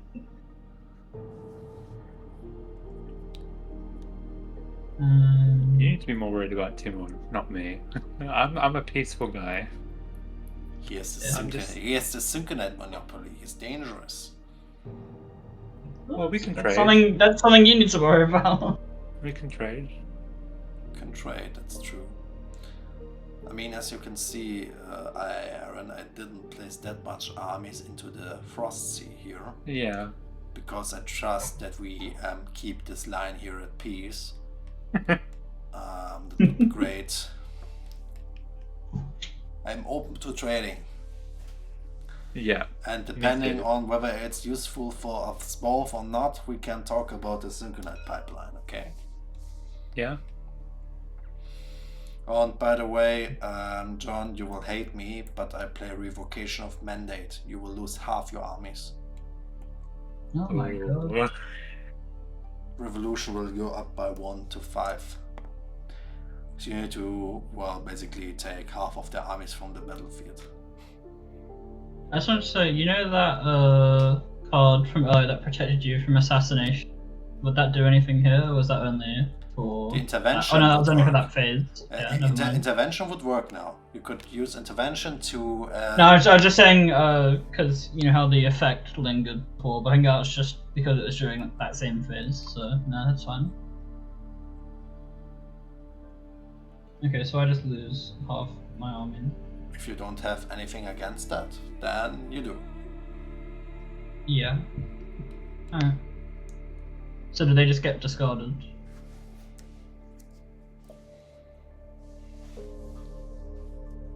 Yeah, I guess so. Or you just put them back into the... Put them back onto the stash here, basically. Okay. So you have 4, 5, 6, 7, 8, 9, 10, 11, 12, 13, 14, 15, 16, 17, 18. So you need to remove 9 armies from the field. Okay. Was not looking so good right now, is it? Well, yeah, the card specifically to stop me. I'm just saying, I'm an anti-war guy. I mean, he got 10 armies and bought 10 armies, and now he loses 9, so he's still in plus, right? Yeah, that's true. I guess it's evening it out a bit. I feel like I still have less. That's just a mental barrier. We're all on the same level. 4.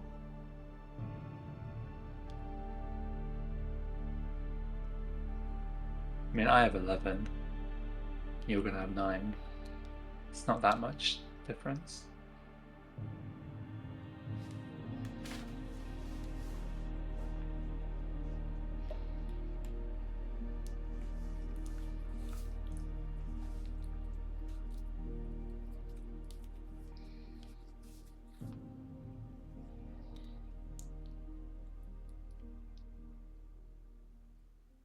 Okay. Actually, you guys do just have more because you guys are still like plussed. It's just I Yeah, only we went have a up little by bit more. 1. Yeah. Okay, so you removed enough armies. That's fine. Okay, Um, 5, 6, 7, 8, 9. Dice. Oh, no, The transactions anti-order were one. made, so we can go into the next phase, right? Yeah. You can keep that one army. You had 18, and you can have 9. 5, 6, So 7. Oh wait, yeah, no, I miscounted. Alright, Yeah. it's fine then. I hit you hard, but I'm not unfair. Okay, doctrines into the middle. Next phase. Now it's really interesting to get who gets which doctrine. Who wants to draw first? I guess I can draw first again. Mhm. Scheming. So I instantly get 2 Superiority. briberies. Another schema here. Interesting. Superiority now gives you 5 armies. Oh, wait, is it? Mhm. So now we need Why to. is it 5? You get 5 because we're on the 3rd cycle, and +2 immediately. Oh, and plus 1 1 for for every the cycle. blade. Okay, cool. Alright, we're back. Yeah, you're back. You see, you get them back. So I get 2 bribery cards. Yes.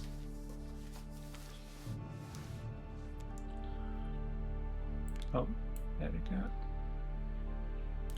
None of us wanted this war except the Magnate. We need to stop the Magnate from taking over the world. So we need to talk about the doctrines for a second, because the doctrine cards are not perfectly correct in this tabletop simulator version. But just that you know, we need to talk about the basics of conquest moves that we will do now. We will determine who will be the starting player, and the starting player will make the first move. For example, move up to 10 armies at once into a neighboring field, and then we will dice roll. The attacker gets 3 dice, the defender gets 2 dice, always. Well, it doesn't matter how much armies you attack with, we always get these dice, okay? The thing is, the defender will win the fight in the event of a tie, like in Risk, okay? Whoever wins a dice roll fight kills 1 army of the other. And will do this as long as there are armies left, or a player wants to surrender, meaning that he retreats with his armies. The thing is, you need to take at least 1 fight, so you cannot always simply how it's called, retreat. And the thing is that the doctrines will give you advantages. For example, the superiority doctrine will increase all dice results by 1, which is great for the offensive, but even greater for the defensive, right? And the schema doctrine will force the opponent to use only 1 dice.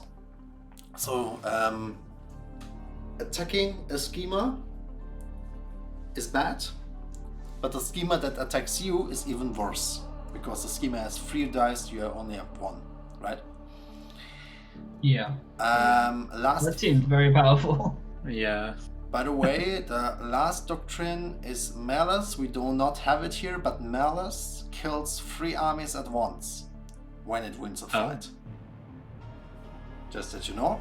Oh yeah. And the thing is that there's also one advantage that everyone can get. It's called the mass advantage, meaning if you fight and outbid a player with 3-1, for example, if I attack Lyderia here, yes, with 3 armies, not 1 but 3, then we have a 3-1 situation in which I get the mass advantage, meaning my dice result will be +1. So for example, if you're superior and got a mass advantage, you get +2. Okay? Okay. Right. The thing is, each doctrine has an active effect. No one of us has 50 or more capitals, so none of us can use it. But just that you know that you also have active effects that you can use. Basically, superiority can build a fortress, which is defensive. Schemers can lay out traps, which are situational. And malice players can use artillery, which is offensive. Okay? Mm-hmm. Alright, now we can bid for starting player.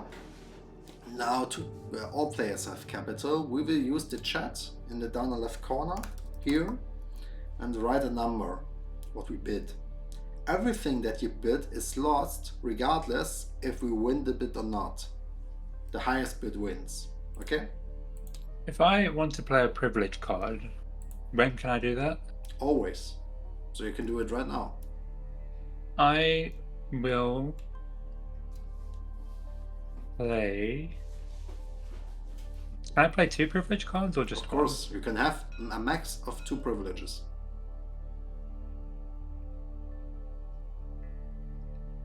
one? Okay, I guess I will, play these 2 privileges right now. This is a so This strong first combination. one.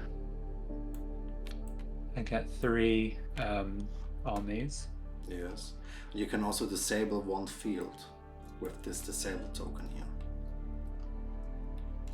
So this disabled token, is that still there? This It's one still here? there because we placed it in the last round. It stays and then it's gone. It Okay, stays so this one, I can put it in any field yes. and it will not generate any. Income, yes. Hmm. I recommend this field simply because I think this one over here. Wait, so I can do any of them? I thought it was my one, but okay, yeah. This one here is pretty good. the thing, Yeah, that one is pretty good. The thing is, food. Yeah, the buys some armies more rely on armies. food. Yeah. What you could do is disable this one over here so that Yeah, we but don't get our thing. Yeah, but I 'Cause we're benefit gonna from get play that. capital. You don't Oh benefit yeah, you're a from schemer that. then. Oh yeah. I Yeah. forgot we switched. Okay, I guess I'm gonna put it there. John, I'm so sorry. I'm really sorry.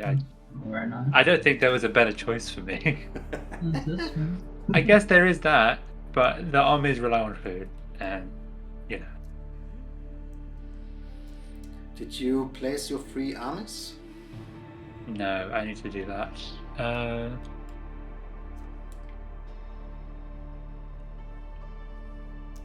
So I guess due to the fact that we both profit from the pipeline, we can agree that we simply Yeah, leave this place as it is, right?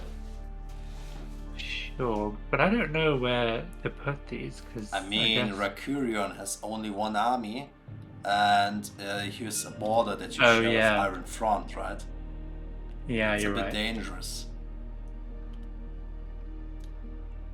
You might also want to add another one here in case that John takes over Real, which is a capital city, which he probably will do, which is perfectly fine, but you don't want to secure this. Or you secure Yeah. Rakurion, your choice. I mean, I'm securing Mercurial. you guys have been getting off on me. I don't like this. Have you seen how many armies you've got? I've got less than you guys. No, you Oh, don't. my army Well, got halved. Well, now I've got some more. But you And got then five and then you more. disabled my generation. Yeah, because I had to. Listen, chill out. Listen, if you want to disable something, you disable it, okay? I don't have the I'll ability to disable do it when I that. want to. I'm still sorry for you. I'm just saying, there's more than one friend. Yeah, you're right, but we're in war at the moment. Listen, And- you voted for war, okay? Don't forget Yes, that. you did. You voted for warmonger, war. you monster. You also voted for war, Timo.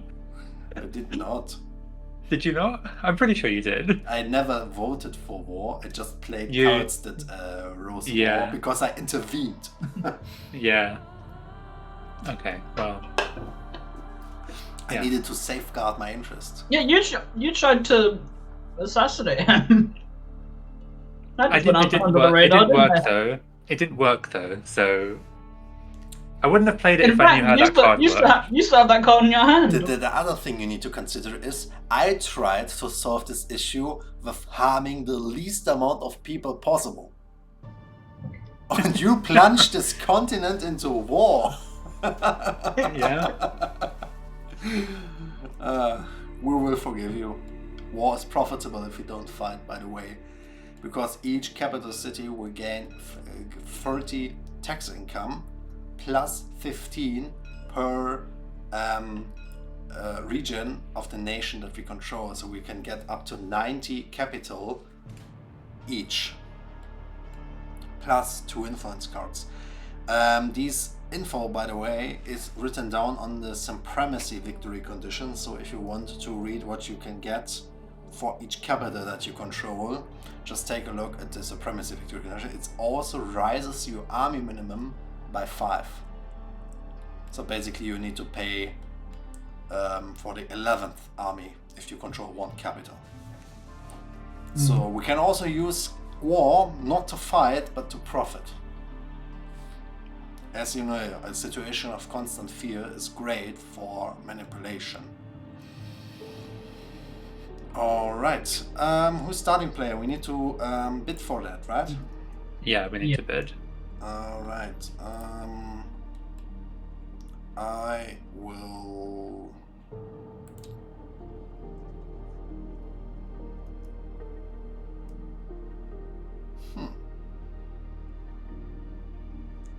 Okay, I place my number. I will count from 3 when you're ready.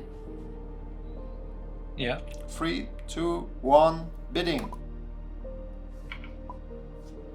Okay, John wants to be the starting player. All money that has been bid is lost. Okay. Well, I should have put 0, but that's okay. So, John, you have the initiative.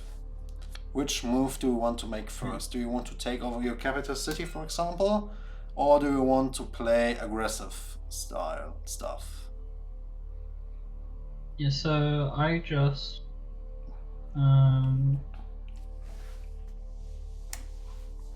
so can I still buy armies here, or can I only just I have? Can you repeat, please?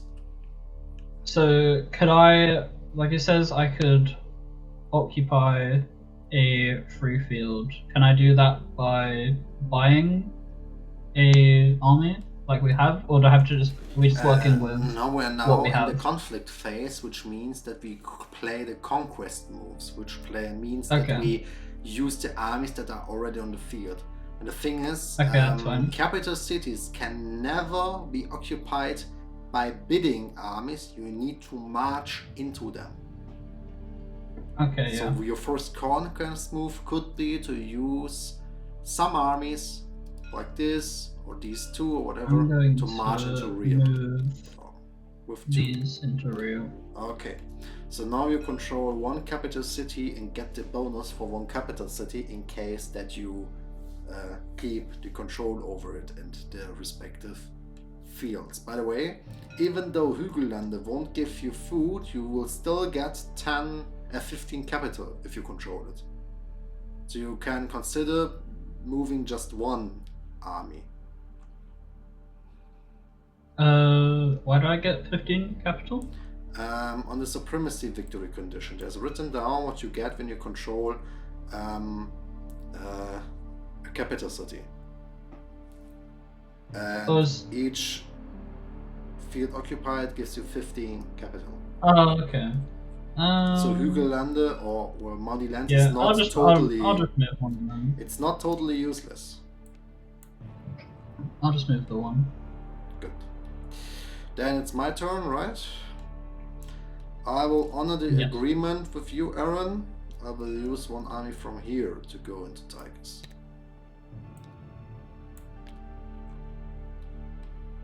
Aaron, Okay. your turn. So I will also honor our agreement and move one into Avador.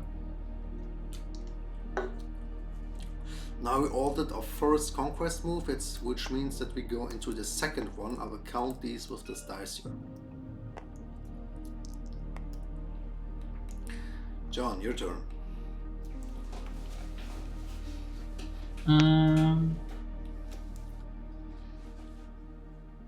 I will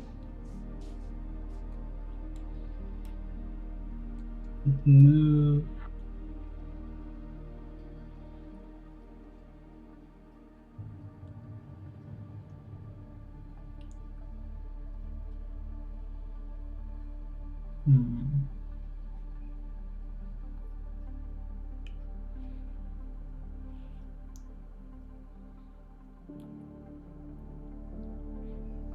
I can make you an offer.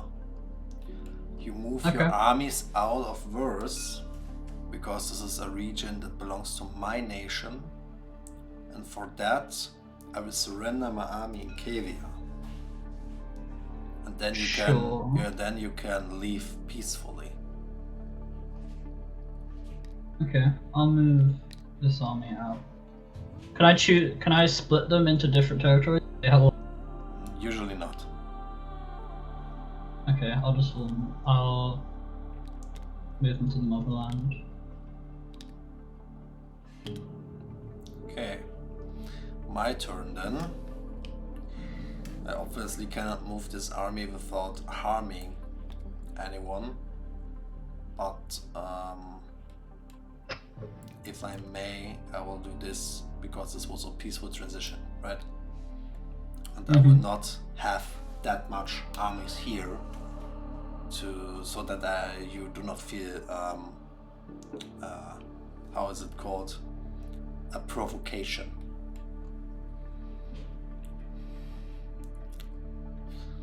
Okay, I don't really know what to do here. I mean, you can attack, but you can also say no, let's keep it that way. But as you can see, you have, for example, here a little space, so you can actually contest real pretty easily. But I do not recommend that if you want to be a peaceful You will person. feel the retaliation. Wait. Yeah, but like, okay, so I could just do nothing, I guess. You can do this. Okay, so we all go into our third move, and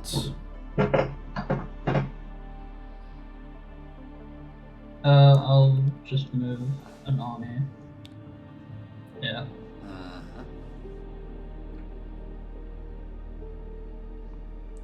To balance it out a bit, I will move one army here. Just that they don't feel that alone here. I guess Aaron will stay the same. Yeah, I guess. Okay, by the way, if we all agree that we do not want to fight and keep it that way, we can immediately end the conquest moves. I vote for that. I vote for that as well. I'll vote for that. Okay, then we can take our yield now, and as we see, the balance of power worked. The schemas get more, obviously, but not that much more. And I guess that we get the pipeline, right? Yeah. I mean, I decided about that, but I was so friendly to give you the money. Okay. Mhm.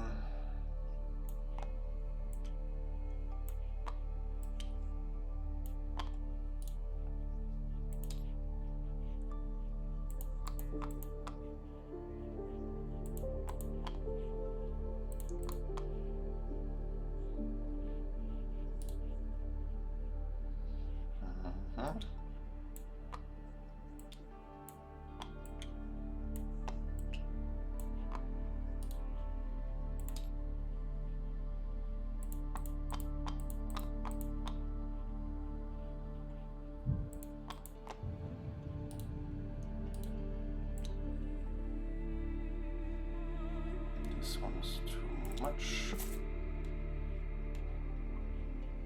Here we need 3. Down.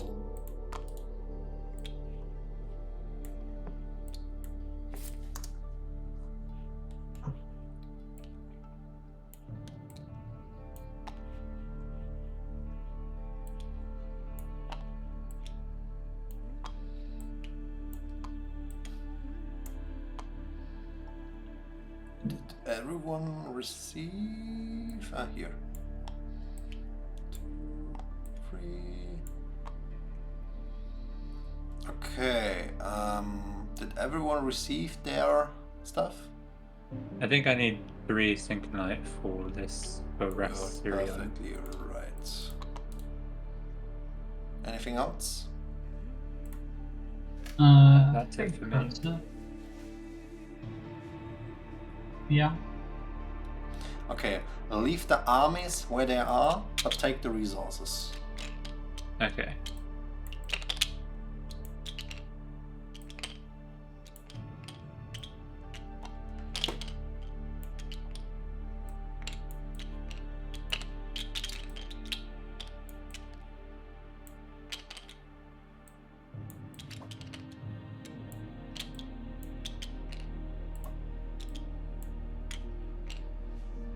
Okay, I will use the effect of the offshore contour, which is a bank. I will take 10 syncanite from the bank, and if I don't pay 15 syncanite or 75 capital back in the next round, I am screwed. I need to pay 2 victory conditions then. But everyone gets the capital bonus now, and everyone gets the max bonus, so basically everyone gets 90 capital now. Which is a lot of money.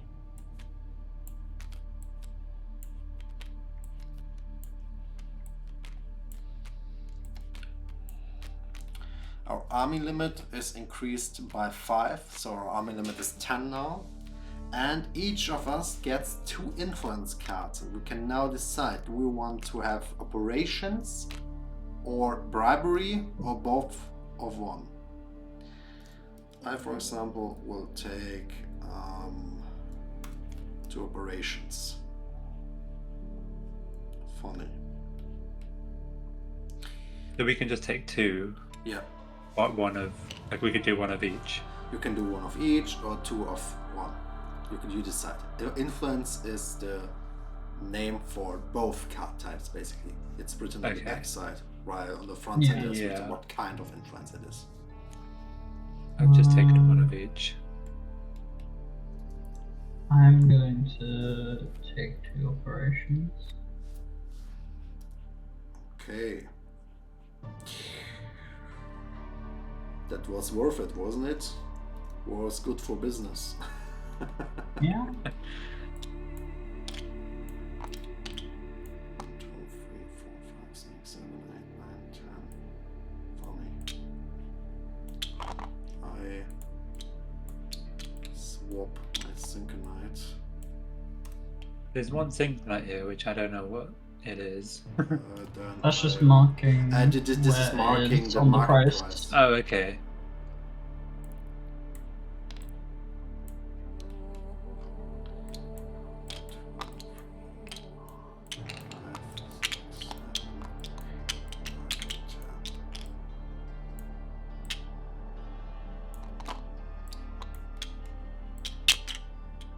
Oops. Sometimes using tabletop simulator is complicated. As you can see, I prefer to have some orbs instead of too much resources. Yeah. Yeah. So, By the way, in the final game there will be some kind of meeple for 10 resources of one color. that's good.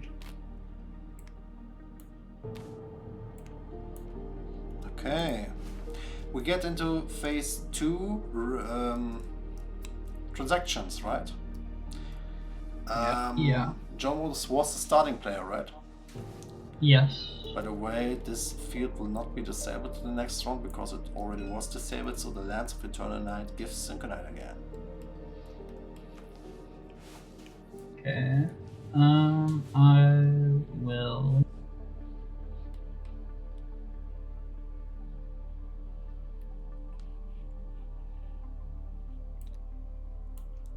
Buy a bribery. Mhm.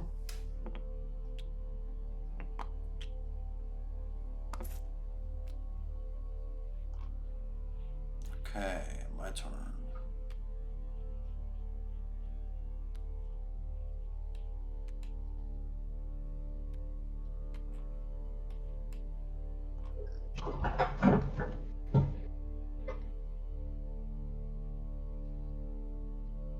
Whose guys are?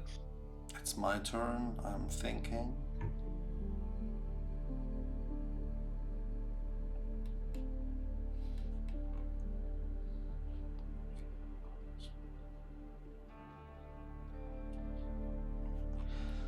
So the law planned economy enables price stability, right?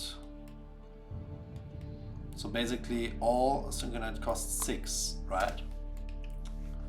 I 6, believe so. 12, 18, 24, 30, 36, 42. I will use 42. Did we do the aristocratic prerogative? You're perfectly right. In that case, I need to buy I'm just even gonna be less. right back. Every player gets 5 Syncanite.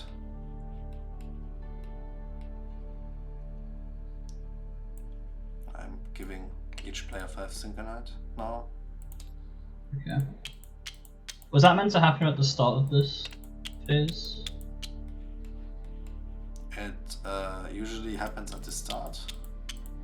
But the thing In that is case, that can I buy more of my? You can buy, bribery yes, cards? you can buy more bribery cards. Yes, yes. Okay. The I'd thing like is, to in the buy- law book of SYNCANITE Foundation is written that laws need to be pushed through by the players, otherwise they're just paper. Okay. Yeah, I'd like another 2. briberies. Okay. And I will do what I initially wanted to do. I will buy all Syncanite stock as it is so cheap, and now I just need to invest 18 capital to get the last remaining 3 Syncanite, which basically means the tyranny now goes plus 10, which basically means tyranny goes from 9 to 10, which is Does that activate the tyranny? thing? yes. The capital value marker will go down by 3, and the ascendant will come into play, who is basically the emperor and the founder of the SYNCANITE Foundation. He steps out of the shadow and is asking his chair people, what are you doing there with my world? Also, every player needs to discard 1 victory condition. I'm running low.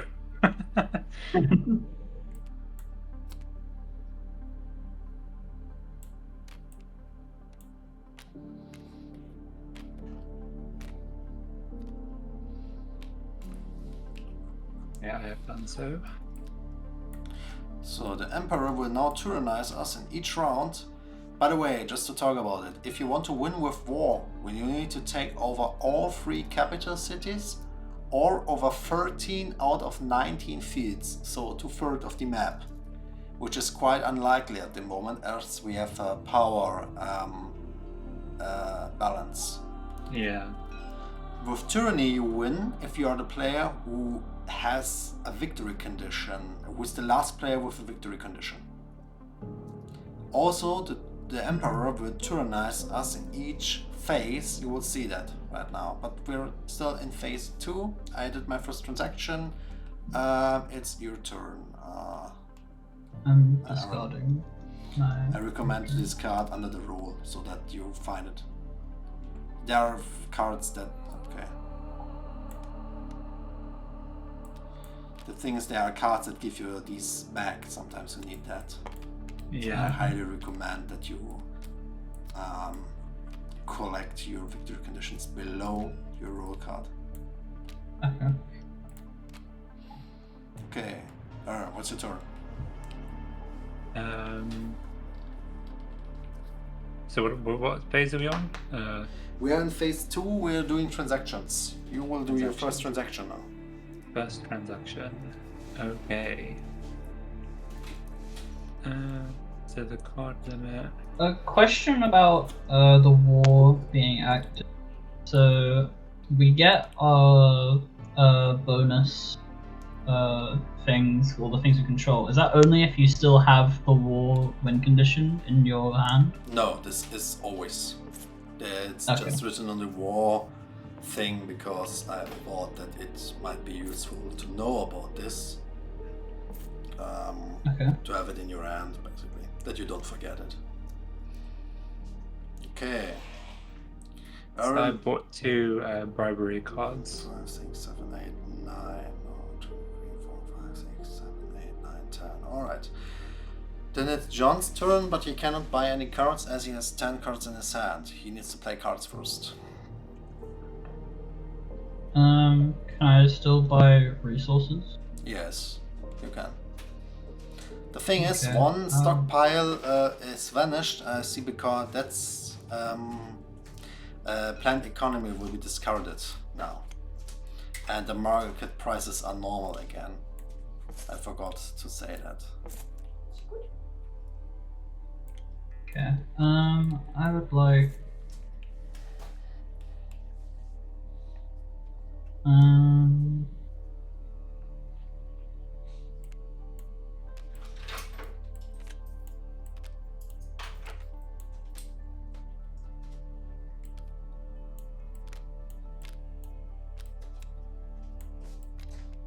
I will buy 4 or 5 food. 5 food.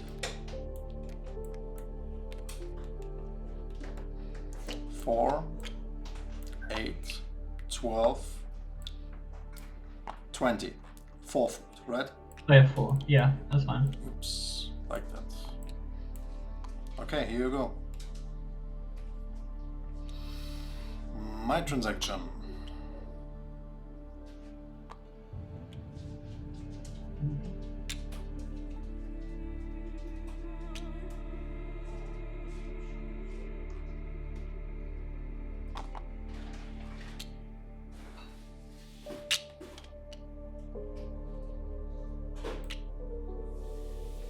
I will sell SYNCANITE now for great prices.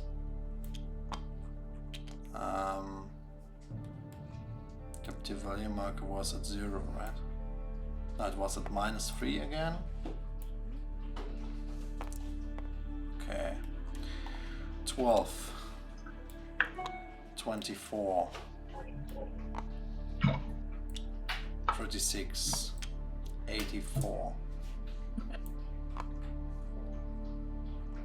60, and I will sell another one. So 60, 58, and 86. I will get 86 capital. 50, 60, 65, 1, 2, 3. Alright. And I get a bonus of 1 for each for my insider trading, so I get an additional 6. which means that the free award will free. Oh, never mind.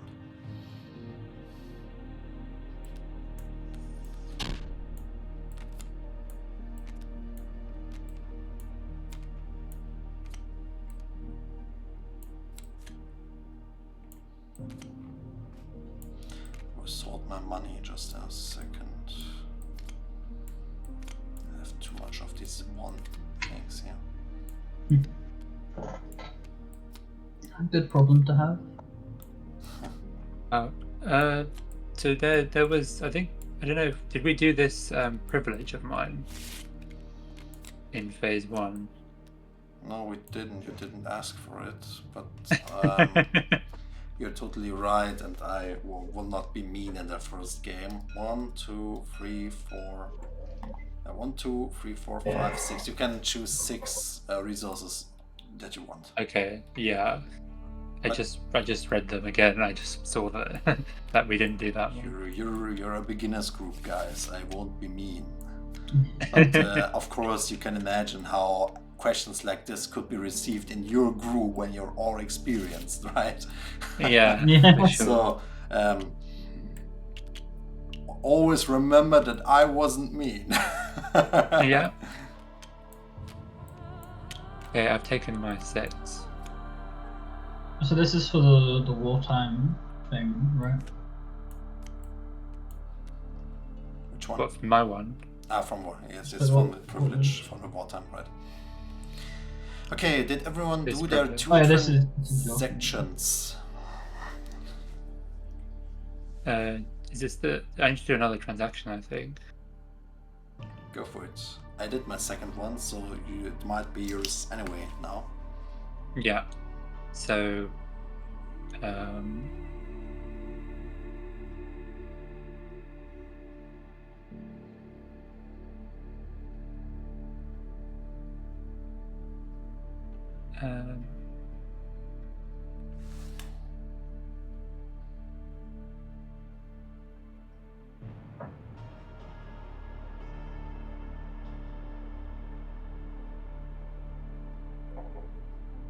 I will sell some Syncanite as well. I will sell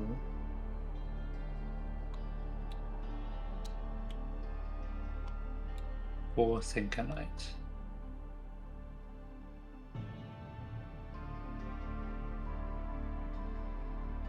That's 42. 42. Yeah. Do I just put them here? You should Yes, into the market. Yeah.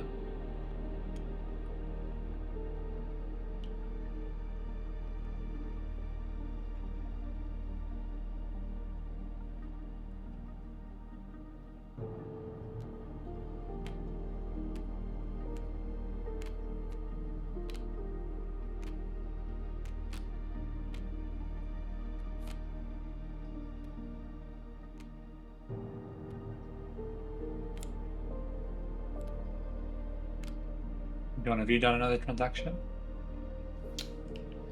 That was the second was one that- for all of us, right? Yeah.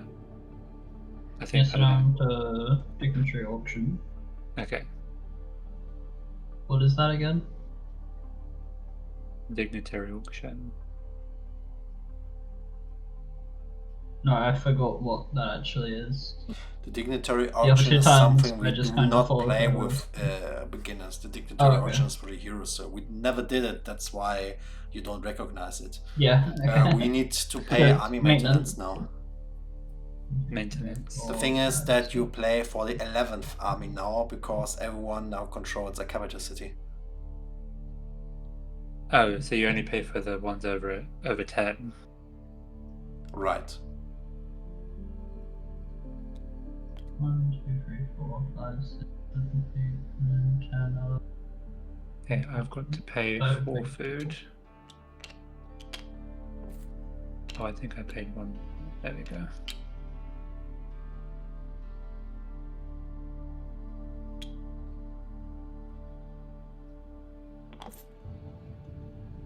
Yeah.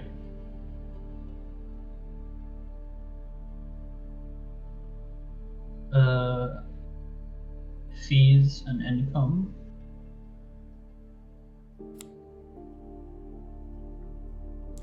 How much armies do I have? I need to count 1, 2, 3, 4, 5, 6, 7, 8, 9, 10, 11, 12, 13. So I need to pay 3 army maintenance.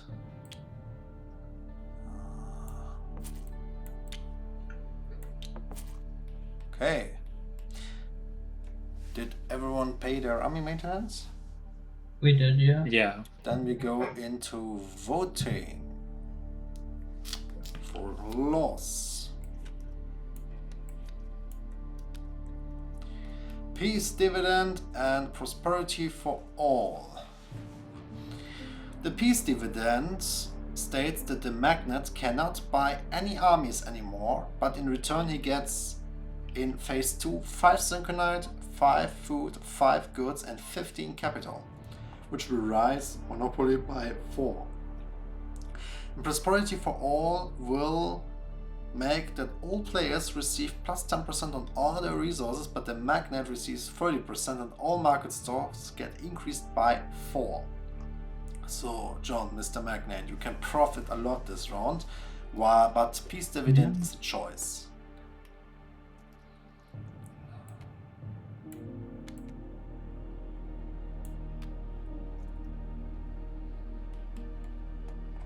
Before voting on these laws, can I do my right of proposal? You can do this now and place a third law. Yeah, Okay, that's what I would like to do. Take my cards back. So 1, 2, 3. Oh, interesting. Ooh, okay.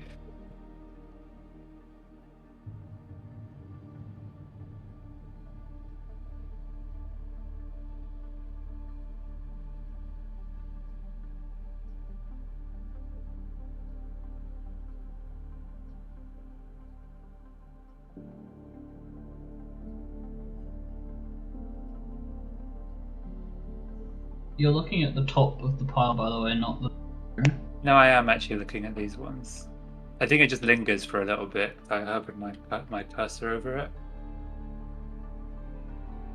Okay. What are consent cards? The voting cards Right. Okay. Thumbs up. For that say consent to the plus Right. or the thumbs up cards.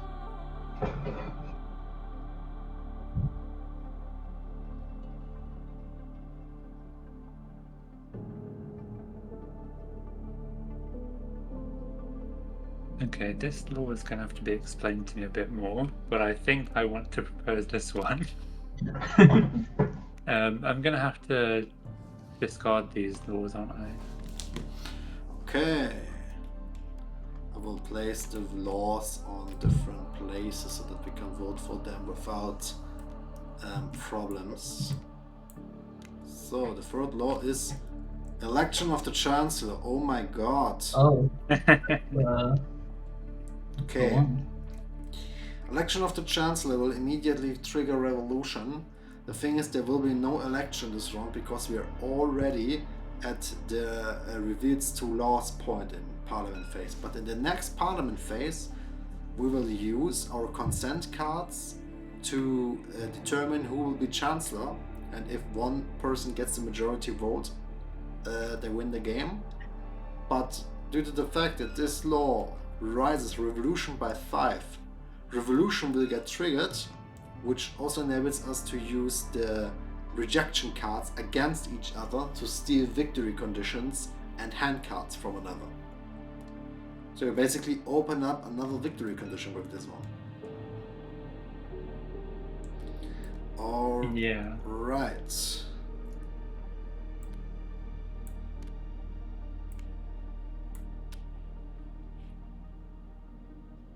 I know what you're all gonna do. Okay, this is fine. This is fine.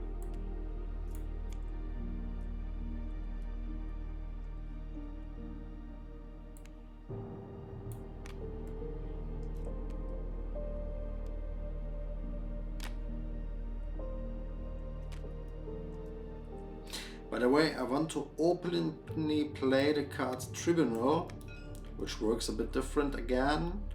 Basically, the person who's playing it gets 2 votes.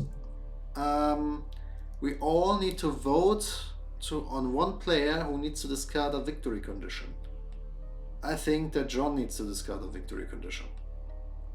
I think that T1 needs to have a victory condition.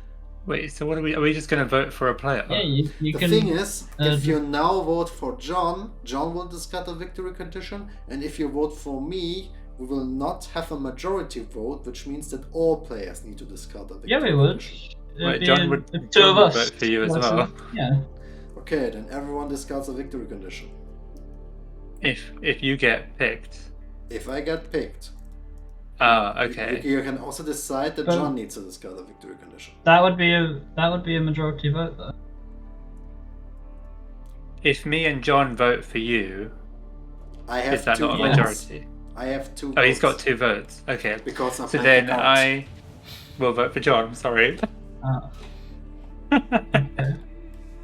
In response to this, I'm going to play Denunciation. Twice. Oh my god. This will increase Oh, revolution twice. to 7. Okay, I discard 2 victory conditions and you discard 1. Now the thing is, I intervene. I said on both of you, as in one Oh, of you. one each. One of you discard each. Okay, but I will still intervene that I will not Okay. lose any victory conditions this round. So that even if there are assassinations or something like that, but I'm safe. Okay, so I have to discard Yes. a. You should've Okay. stuck with me. I did stick with you. No, you didn't. I voted for him. No, you didn't. You switched Yeah. your vote for me. Oh yeah, you're right. I was going to, but I didn't have a choice. I didn't have a choice. I would lose a vote victory condition either way. Okay, and I feel like I'm gonna lose some more soon. So I've only got 2. So I'm gonna Did discard. everyone discard a victory condition for Tribunal? I did, yeah. I don't think Good. Aaron has. And Oh, for Tribunal. Denunciation, another one. Good. Oh, so I have to discard 2. Yes. Yeah. Well, so that means I have none. What does that mean? This Wait, means no, Aaron only has to discard 1 because he voted for me. I discarded my 1 from that, and then Aaron has to discard 1 from my card I played. So how much do we have left now? I don't know. So I think Aaron just needs to discard 1. Okay. Yeah, Then you okay. discard I've discarded 1. Okay. Good. And I'm safe this whole phase 3 because of intervention. Again. Yes. Okay, and we Right, still Now have you to just vote on this reveal, law. you reveal the Hang on, votes. I haven't decided Now. if I'm gonna. I need to put some more cards down or not. So let me just. So basically, Yeah, I'll give you time to decide to the bathroom quickly. yeah. So.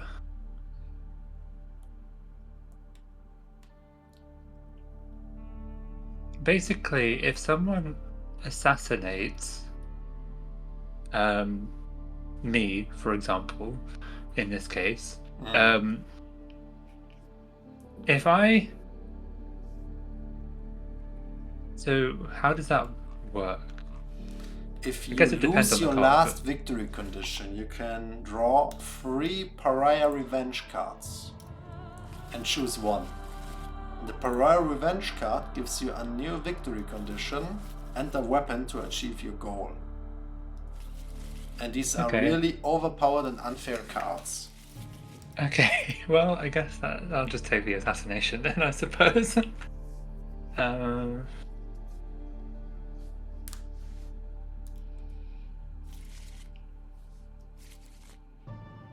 Alright, so I can count the loss, the votes. I'm still deciding on Okay, if I take need to your do time. anything. Take your time.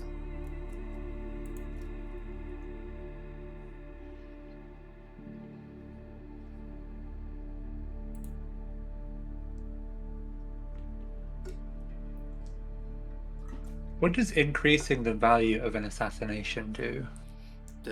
Each assassination has a battle value, so to say, an attack value. Yeah. It's stated on the upper left side. Increasing that one basically increases the assassination attack value, which means that you need more armies to protect yourself from that. Okay, so if someone is trying to assassinate me, I don't want to increase their card value. Yes. Okay. So I will I'm not back, do that. and also I remembered which card was it?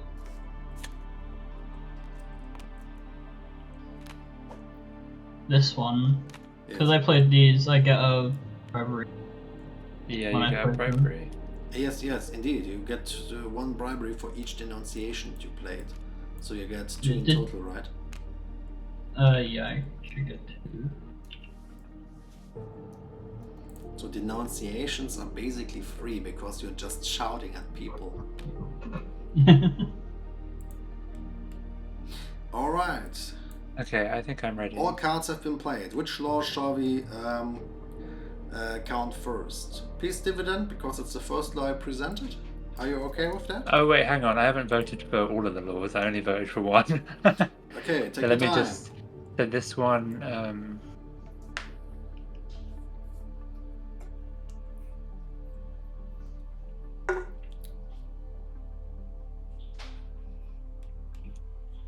Yeah. Okay. I think that's it. Okay, I will count peace dividend first. Are you fine with that? Yeah. Yep. Sure. Mentor steering bullets. Does anyone here has more than 18 armies? No. No. Mentor steering bullet hits all players of the colors that are open of the laws that are to be voted. So the green player and the purple player. So basically you two get hit. All of you How long need to did you play discard. this card? All of you need to discard 3 victory conditions. 3. 3, because we're in cycle 3. I don't even have 3. That's bad. Okay, so I just discarded my last one then. If you guys have no card to counter this or to get a victory condition back, I win the game. Because I assassinated you and have the one Okay, victory I condition. guess I can do something. I will play Act with the Order. This if is you have no less than 3. anytime card. Oh, So usually it works. I mean, when we can do that, but the thing is, there's another assassination. what do you mean there's another assassination? Okay, so what should I do? Well, we can take a look into your cards, if I Okay. may. Yeah. I cannot. You can't see them? No, I'll bring them out of my hand, probably. and then you can see them.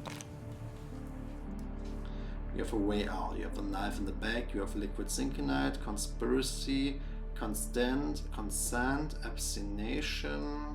Okay, you cannot do anything about this. Lovely. What is John? John, may I take your cards? Yeah. You cannot do anything about that as well. Guys, I'm really sad to tell you. Played a lot of raid, but as you can see here are the 2 mentor steering bullets, which means that all players with their colors open will be hit twice. So every one of you That needs is to discard unfortunate. up to 6 victory conditions this game, which basically means that I blew you guys up. Oh. Yep. These so-called mentor steering bullets, imagine them like a magic javelin that hit your Yeah. that hit you while sleeping in bed. They're very powerful, yeah, 18 assassination value. Yeah, 18 is a lot, right? But if you had 18 armies, then you would have been safe. Yeah. I should have paid for more armies with my permanent. I tried to, but you kept whittling me down. If you had left me alone, then I'm talking about myself, no. not you. Well, you would have stayed alive. Because we wouldn't both be out of the game. Boo. What do you mean? You did it, not me. You made me discard a victory condition. You would have been dead either way. Yeah, but I would have had to do twice. But I would have to do. You would have probably done it again, you know. So You got rid of my armies. Well, guys, I won with the victory condition freedom or submission. Tyranny is active, and no other player is holding any victory condition in their hand. This is why I win the game.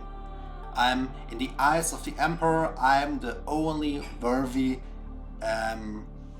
person to stay in the Foundation. You both get cast out, or rather buried. And well, with that I took over the SYNCANITE Foundation, for that over the world basically. cool. Congratulations. Thank you, and I hope that you're not that surprised, but I had the opportunity to play this and I couldn't avoid doing it. That's fair. And the other thing is, I hope that you all had fun, and it's no shame to lose against the creator in the first game you ever played. Yeah, true. But if you want to take a look, every one of you can draw 3 pariah cards and take a look what, let's say, last stand options you have, in case that you lose all your victory conditions. Then you get an idea of, well, what is planned there. Vengeance. Well, should we just put them on the Or table? well, however you want. John, put them on the table. I want to see. Oh yeah, you showed us the final act. Oh, actually, so when you did that, would we get these instant? The thing is, you will get these instant, but the victory condition is triggered because both of you lose them at once. So if a third player would be here who did not lose their victory conditions, then you would have had the option for counterplay. Yeah. The beauty is that I had the luck that a green law and a purple law is placed at the same time, and basically, Aaron, you placed the purple law I fell there. into your trap. Yeah. So you made me a gift. I did not refuse. I couldn't know anyway, because that was probably my best option anyway to win, because that's also a win condition. I mean, I was trying to. I don't know if you know this, but I was trying to go for the Chancellor win condition. The thing is, it is a great strategy because you're sitting in the north. With that, you control 8 out of 11 Syncanite that gets into here each round, and you still get even more Syncanite through trade unions deal, and you can hold the north easily with the private military company, which will supply you with even more armies each round, which you can maintain with money due to the simple fact that you will always have a lot of money through the taxes that you collect in Avadu, and due to the fact that selling Syncanite is the most valuable resource on the continent. So basically you were in a great defensive position to stack political influence, to stack bribery, and to win the game. Exactly. Yeah. The thing is, I simply came, I sent the nasty, unfriendly people to your bed before you can wake up. So. Yep. And honestly, if we two would not have worked together against John would have probably killed us in war. Well, That's what I was trying to do. But we all, I guess we all chose to not do that though, really. But it's fun. We fought a war without killing any unit. We simply squeezed hard and played with the fear of the people. See, I said I was going to be peaceful this whole time. I was just preparing. That next turn was gonna get. Yeah. Okay. Yeah, I guess it's good because we were all getting towards a condition, in a way. Yeah. Except you got there quicker than us. By the way, it's funny here. -3, +3. Chancellor decides. Yeah, It's pretty it's heavy. quite funny. Well, actually, also I put a card down. I don't know where it's gone. There was a card that I put. Oh, here. Oh. There's more. Yeah, There's it was just more. it was just no. The I put decree this of the one down. chairman. I needed that to go Oh. through, so but I also put in 3 consents as well, just in case someone has something against this. This card I cannot wouldn't be have counted usually, but it can be counted by an intervention.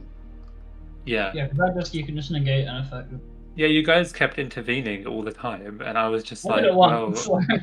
just in By case the someone has way, another one. Just that you know, there are 3 intervention cards in this game, and we have drawn and played all of them. I guess that Yeah. Tabletop Yeah. Simulator was shuffling bad or something like that. But just that you know, you usually do not intervene that much. Yeah, I did not get a chance to intervene at all. Yeah. I like that card though, it's fun.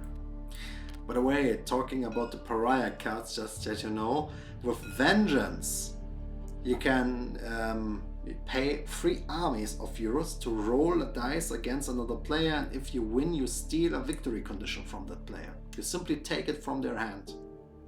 And you can do this as much as you want. If you have 30 armies, you can do this 10 times. For example. Ooh. The thing is, this card is permanent. So basically, if you buy new armies, you can do it again and again and again. Wow. Yeah. That's really nasty. Spider in the Shade. You select 1 crisis that only you can win with. So for example, if you say, I want to win with war, no one else can. Also, you can draw as much cards until you have 10 in your hand. So you can play all your cards, then you play Spider in the Shade, and then you get another 10 cards. It's basically a machine gun.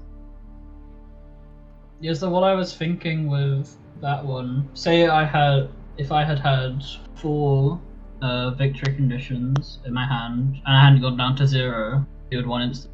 I could have played that, selected the freedom of submission, so that you wouldn't win off that from the second assassination. Exactly. That would have worked. I had a plan B though. Oh. Plan B was the Monopoly victory, because I was stacking a lot of money. And the other thing is that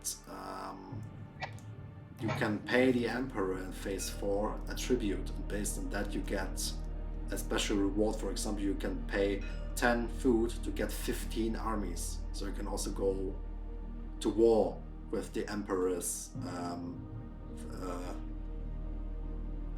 support, so to say. Scorched Earth, by the way, there's 1 card that we didn't play in this game, which is called Syncan Bombardment. I want to show it to you because it's my favorite card here. Is that not the one that John used? I think I did. Might have used that. He used Liquid Syncanite, which is the little brother of Syncan Bombardment. Wait, here is it. Syncan Bombardment. Select a feat and reduce the field to 0 permanently. Discard any field cards on it, and optional pay 4 Syncanite and destroy all armies on that field. Oh wait, no, I had it in my hand. You had it in your hand. This is basically a nuke. Yeah. The thing is, with Scorched Earth, you get a lot of nukes and you win the game if you nuked everything. Okay, I like that. With Calvus Calcula, you trigger the famine, but you do not need to pay for it, but the others need to pay twice for it. And if the markets reach a specific situation, you win the game. Arctic Exile. War ends immediately.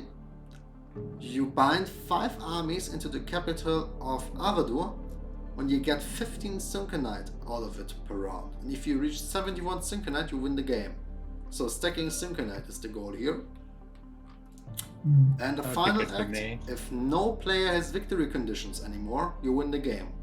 And when Tyranny is active, you can use this card once to buff an assassination so that it hits everyone except you. Yeah, these are pretty powerful, these cards. Yeah. Pretty hard game changers. The idea and the fantasy behind it is basically that we all are so powerful people in this world that we do not want to push another too hard, because if we do, we might do some stuff to preserve our status and power. And well, these are the things that we do if we don't know what else to do.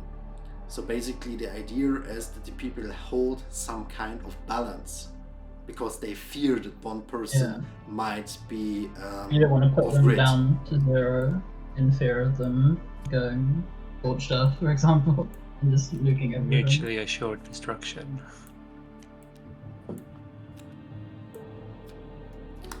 Well, and as you can see, we played with War, we played with Tyranny, we did not play with Revolution, Monopoly and Triage. So each game is different when you play it, because when you trigger a crisis, it will definitely I'm missing the word, but whichever crisis you trigger first will heavily determine the way the game is played, and if you play another crisis then the first crisis already impacted it. You know what I want to say? Yeah. But we can take a look on the other crisis if you want. So basically, Terror and Virtue, we talk about that, right? So basically, dignitaries get executed, prices get more expensive, capital value marker gets to 0. Basically, this card slows down the game. And this card here lets you use your consent and rejection to hurt another. Kleptocracy gives all players 100 capital and lets us decide whether the market prices go up or down. And speculative transactions help us to double, triple, or times 5 our money, but we can also lose everything and even the double amount. So we can get really rich or really poor really fast. With the economic victory, we simply buy our victory, so to say, because the player that buys the most victory tokens wins. War, we played that. Supply chain crisis, the market stock of food gets to 0, the others are halved. We need to donate each round, which basically means that we are now in cycle 3, so we need to donate free food, free goods and free syncanite, and for each time we cannot donate, we need to discard 1 victory condition. We can also choose not to donate and discard 3 victory conditions, so that we, for example, get a pariah revenge card as fast as possible. And Reign of Terror basically means that we have 3 effects and the Emperor is always tyrannizing us. The first one is Imperial Servitude, which actually printed in the wrong. The Imperial Servitude must be above and arbitrariness of the Emperor is below. So this is a mistake. But basically, in phase 1, if you do not harvest any resources, the Emperor will punish you, you will lose a victory condition. Imperial arbitrariness of the Emperor basically is a coin test, because someday the Emperor likes you, another day he doesn't like you, so you throw a coin, and depending on heads or tails, you get a victory condition or lose one. And in phase 4, the Ascendant wants tribute, it's the Emperor here, and in phase 4 each player must use one of the following purchase options or discard a victory condition. And you can, for example, buy 15 armies for 10 food, or 5 operations cards for 10 goods, or you pay the Emperor 10 syncanite so that all other players need to discard a victory condition. As you can see, victory conditions are destroyed pretty fast in Tyranny, and this corresponds with the idea that you win Tyranny by having the last victory condition, right? Yeah. Basically, there's a special victory, just that you know that as well. The Emperor has a battle value of 99. So if we play an assassination with a value of 100 or more, we can kill him, and if we do this, all of us win the game. Because then we kill All the of us. tyrant. Wow. you're now asking, why is there a cooperative victory in a competitive game like this? Well, two reasons. The first one is, if one person is winning and all the other persons are against it, you can steal the victory from them. Which is fun, but also needs a lot of trust between the people.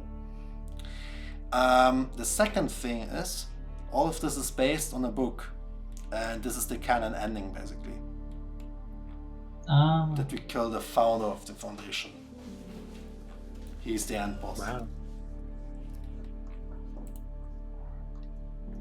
And if you're asking me, yes, it is possible. In the over 400 playthroughs, he got killed over 30 times.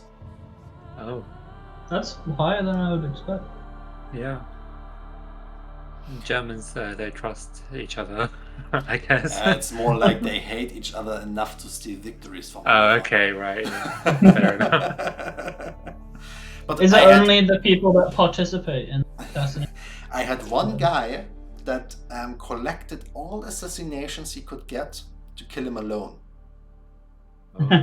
Because if you count all assassinations together, you get around, I guess, 160 value. So having half of them, I mean, there are 40 cards in here and 10 of them are assassinations.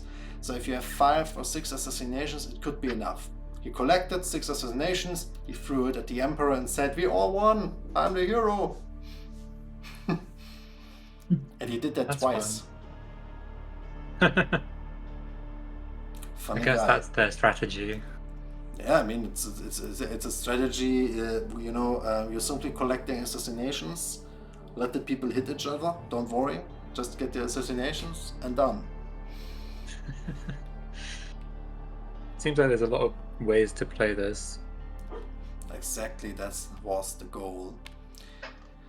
And by the way, all of this basically is also a concept for a video game someday, and maybe we get to that point, but first we need to publish this board game.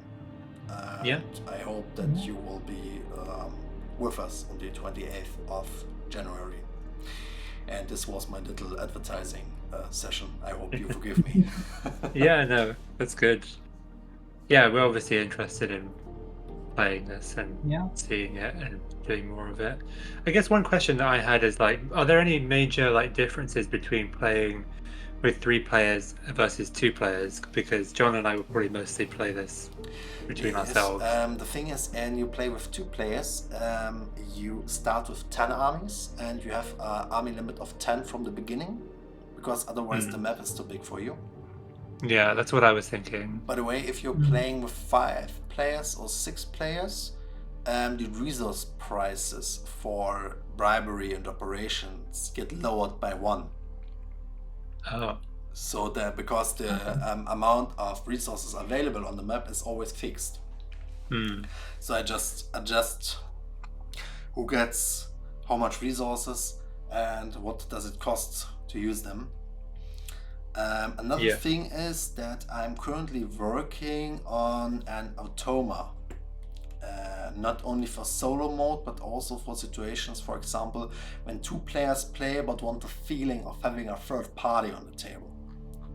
Which is basically why I have this continent deck here, which is really heavy prototype. But basically, as you can see, each region is on it.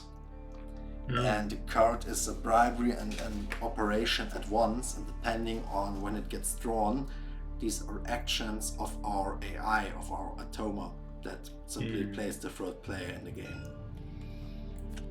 cool. Are you planning, will that be ready by whenever the game is ready to... Are you going to put that on the Kickstarter, basically, is my question. The Automa? Yeah. The idea is that it is a stretch goal. So everyone watching this, we have special infos here. Please act surprised and happy when it comes out. Yes, Well, I'm glad you told us. I mean, we would have found out anyway on the 28th, but you know, Yeah. it's nice to know. Yeah, I think this is pretty cool, this idea. Hopefully, obviously we haven't played it, but hopefully it works well, and yeah, we look forward to I it. can just show you how it's meant to work. So Yeah. basically, the Automa gets 15 armies from the beginning. And the Automa doesn't represent a player like us, an oligarch. It represents the officials, so to say. It represents the states and their politics. Okay. So we shuffle the continent deck, and for example, the Automa begins, and it's always the first player. Then we get. And then the first thing that it places, for example, it places one army into Avaru because in the middle there's a 1, right? So the Automa is allowed to set armies into the capital cities while we are not. Then this card is discarded, or we can place it here that we know how much it gets out of it, because on the upper right side you see that it gets 2 Syncanite out of it, so basically 1 bribery. I will, in the next version, I will write 1 bribery there, so you do not need to get resources to the Automa just to swap them to cards, but you immediately get cards to play for them. Then we do our moves, then again the Automa does its move, and then now it takes about Real, and then it takes about Iceman, and then it takes about Ice Wüste and stuff. And the thing is, if a field is already occupied by a player, the Automa will place as much armies as it has until this player is outbid.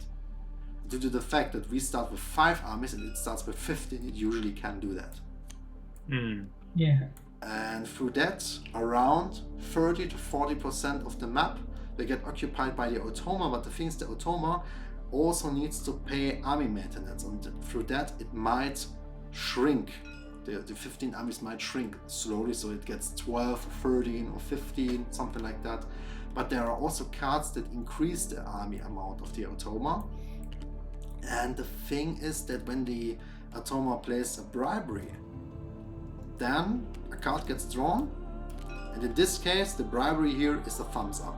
So it will be put on the bribery, on the voting pile, and when there are 2 laws or 3 laws, then these laws get for example, we have 2 bribery here, and then we place 1 onto the first law, the other onto the second law. And then we see, okay, we have a thumbs up, and here we have a thumbs down, but we are offered to pay 3 Syncanite to make a thumbs up out of it, for example.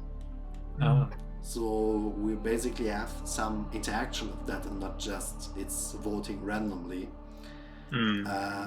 And if it plays operations, then we play the left effects. For example, here the operation is AI places 2 things at once. The cards are currently in German, as you can see. So basically we are drawing 2 cards, we're placing into the Curion and Polar Circle at once. Yeah. Which is heavy for us.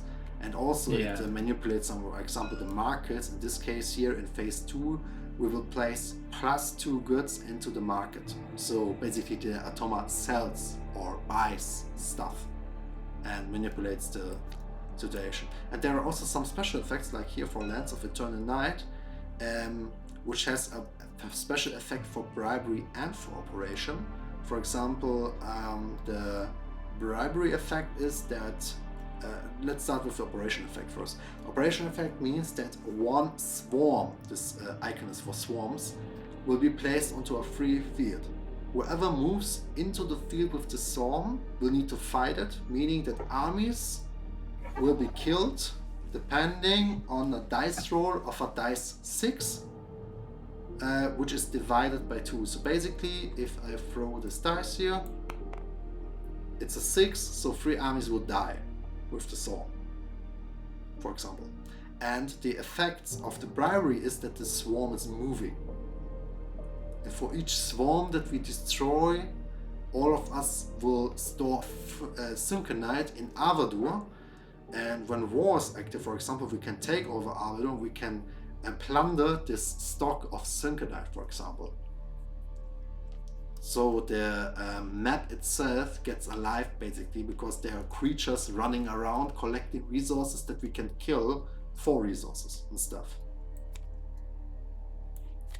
Looks really cool. And by the way, each card, when it's played as an operation, it also increases a crisis. As you can see in this case, it increases tyranny by 3.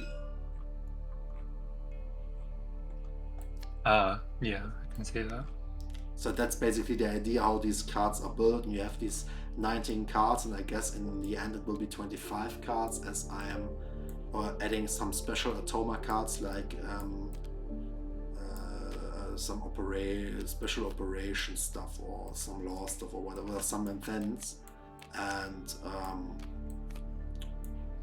yeah, the idea is that the Automa also gets a row card, for example the investor.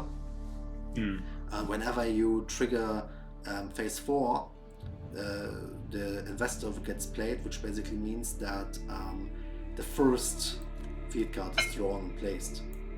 So you do not decide to just simply take what it gives you.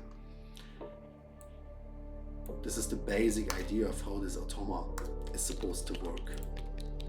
Yeah, very cool. I like that. There's another idea that the Automa represents the actions of the Emperor here, and that you cannot win. This is a rule that the people can decide if they want to use it. But for example, that the game or the Automa or basically the Emperor wins when the players do not have any victory conditions anymore, and that you cannot win by tyranny, but that you can only lose by tyranny. That would give it even more pressure. This is, by the way, why the continent deck is placed here, which is basically the ascendant pile, where this guy is waiting for his role. But you can also put into this, and then you have space for the continent deck. And I might even rename the deck, I do not know, but basically, in my opinion, it makes sense to have these cards on the board because they only affect the board. And by the way, when the Automa collected, for example, 6 Syncanite and 6 goods, then in phase 2 it plays the amount of the amount of operations and bribery it can afford immediately. So the Automa won't stack resources, it will simply play actions. That's the idea. Yeah, that makes it more versatile. And it's really fun to do a bidding phase, a conflict phase with an Automa that ruins your plans, but also the plans of the others. Yeah.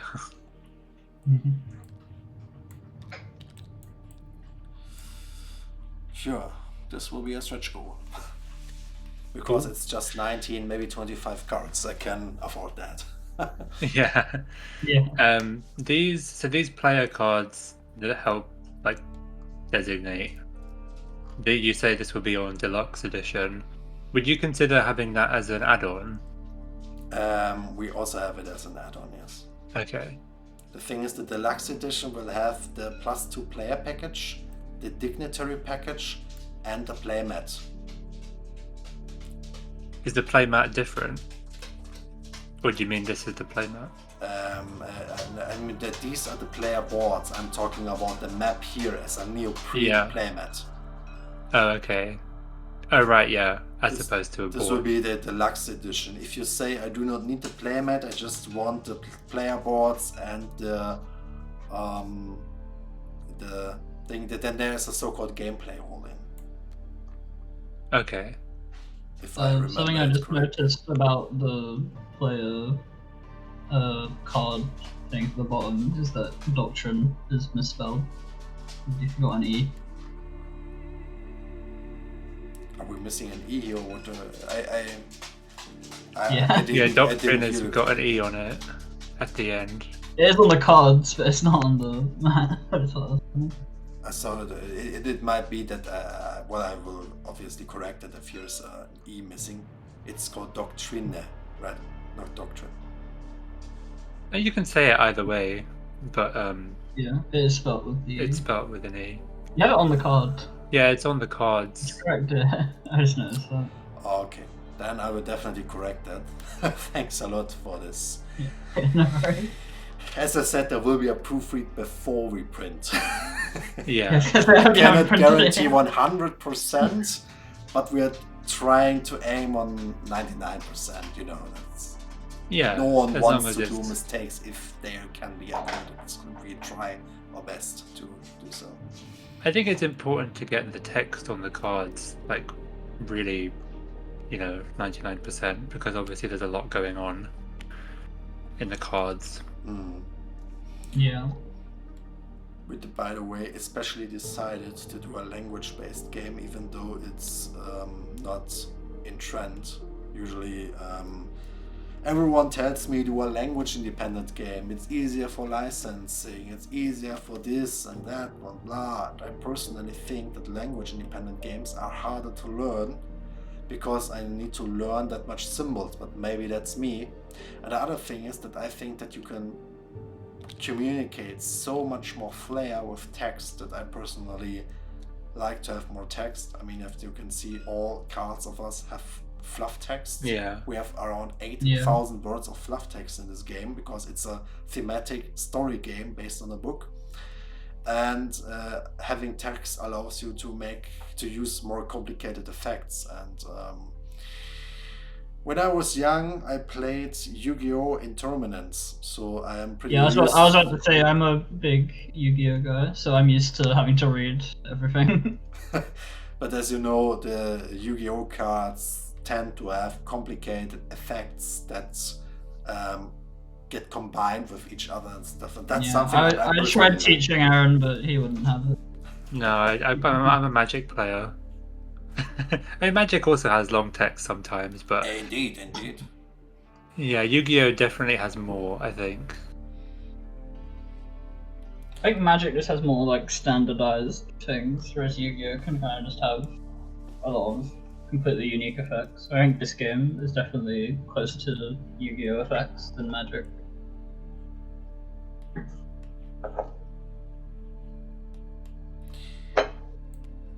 Well, now you know one of my inspirations. I Yeah. wanted to combine the game of Risk with politics and economy and some nasty effects like in Yu-Gi-Oh! Yeah, John likes that. Yeah. I mean, I also like it. We don't actually play any of those kinds of games like Risk or Hegemony or those. We haven't actually played those. I've played Risk. Have you played before. Risk? Like, I have with like friends and stuff. So I'm semi-familiar with that kind of gameplay. So what kinds of games are you guys usually playing? Well, right now we're playing a lot of Splendor. We have a game called Villages of Valeria, which is sort of a deck building game. And also Star Realms and Ticket to Ride and The Resistance and Who. Yeah, I think that's all the games that we have at the moment. Yeah, we've only really played the first one. Yeah, we play a lot of Splendor at the moment. Sounds nice, even though I need to look into it. I am not that deep into board games. It's pretty funny. I'm inventing a board game, even though I'm not that deep into board games, but this is because that I always wanted to create a video game. I'm basically, my main job is in the games industry, but more in the serious games industry, doing project management and consulting for simulations, for example. But I always wanted to make a video game, a consumer video game, so to say. And the idea basically is first create a board game, because I know some cool board game people that helped me to get a foundation, basically. And if the board game succeeds, it might attract an investor or partners to do the video game. So that's basically the whole story behind it. And the book on which this is based is something I have written in my youth, because I had a lot of time when I was 12. What the video game be like? The idea of the video game is something like a 4X strategy game, but with cards. So imagine something like Civilization, but with cards. Yeah, It's a I was game- getting a very big Civilization vibe from this game. the Like, fact you know, you get it because you have these unique victory options. yeah, and I was prizes. thinking the same thing. Like with the, you know, especially the Pariah revenge cards, like just nuking everything. You know, you can do that in Civ quite well. Yes, indeed. Yeah, that's personally my go-to strategy for Civ. So it was nice to see that in here as well. I mean, we all know that playing Supremacy in Civ Yeah. is not morally okay, and it's also one of the hardest ways to win the game, but also one of the funniest ways to do it. Yeah. By the way, we're still streaming, guys. That's why I wanted to say thank you everyone for watching today. I hope that you had a great time watching me assassinating John and Aaron. I hope that you forgive me, guys. We can still stay in the Discord and talk a bit, but now I will stop the recording and wish everyone watching a good night and have a pleasant day tomorrow. And a good start into the new year. Bye bye!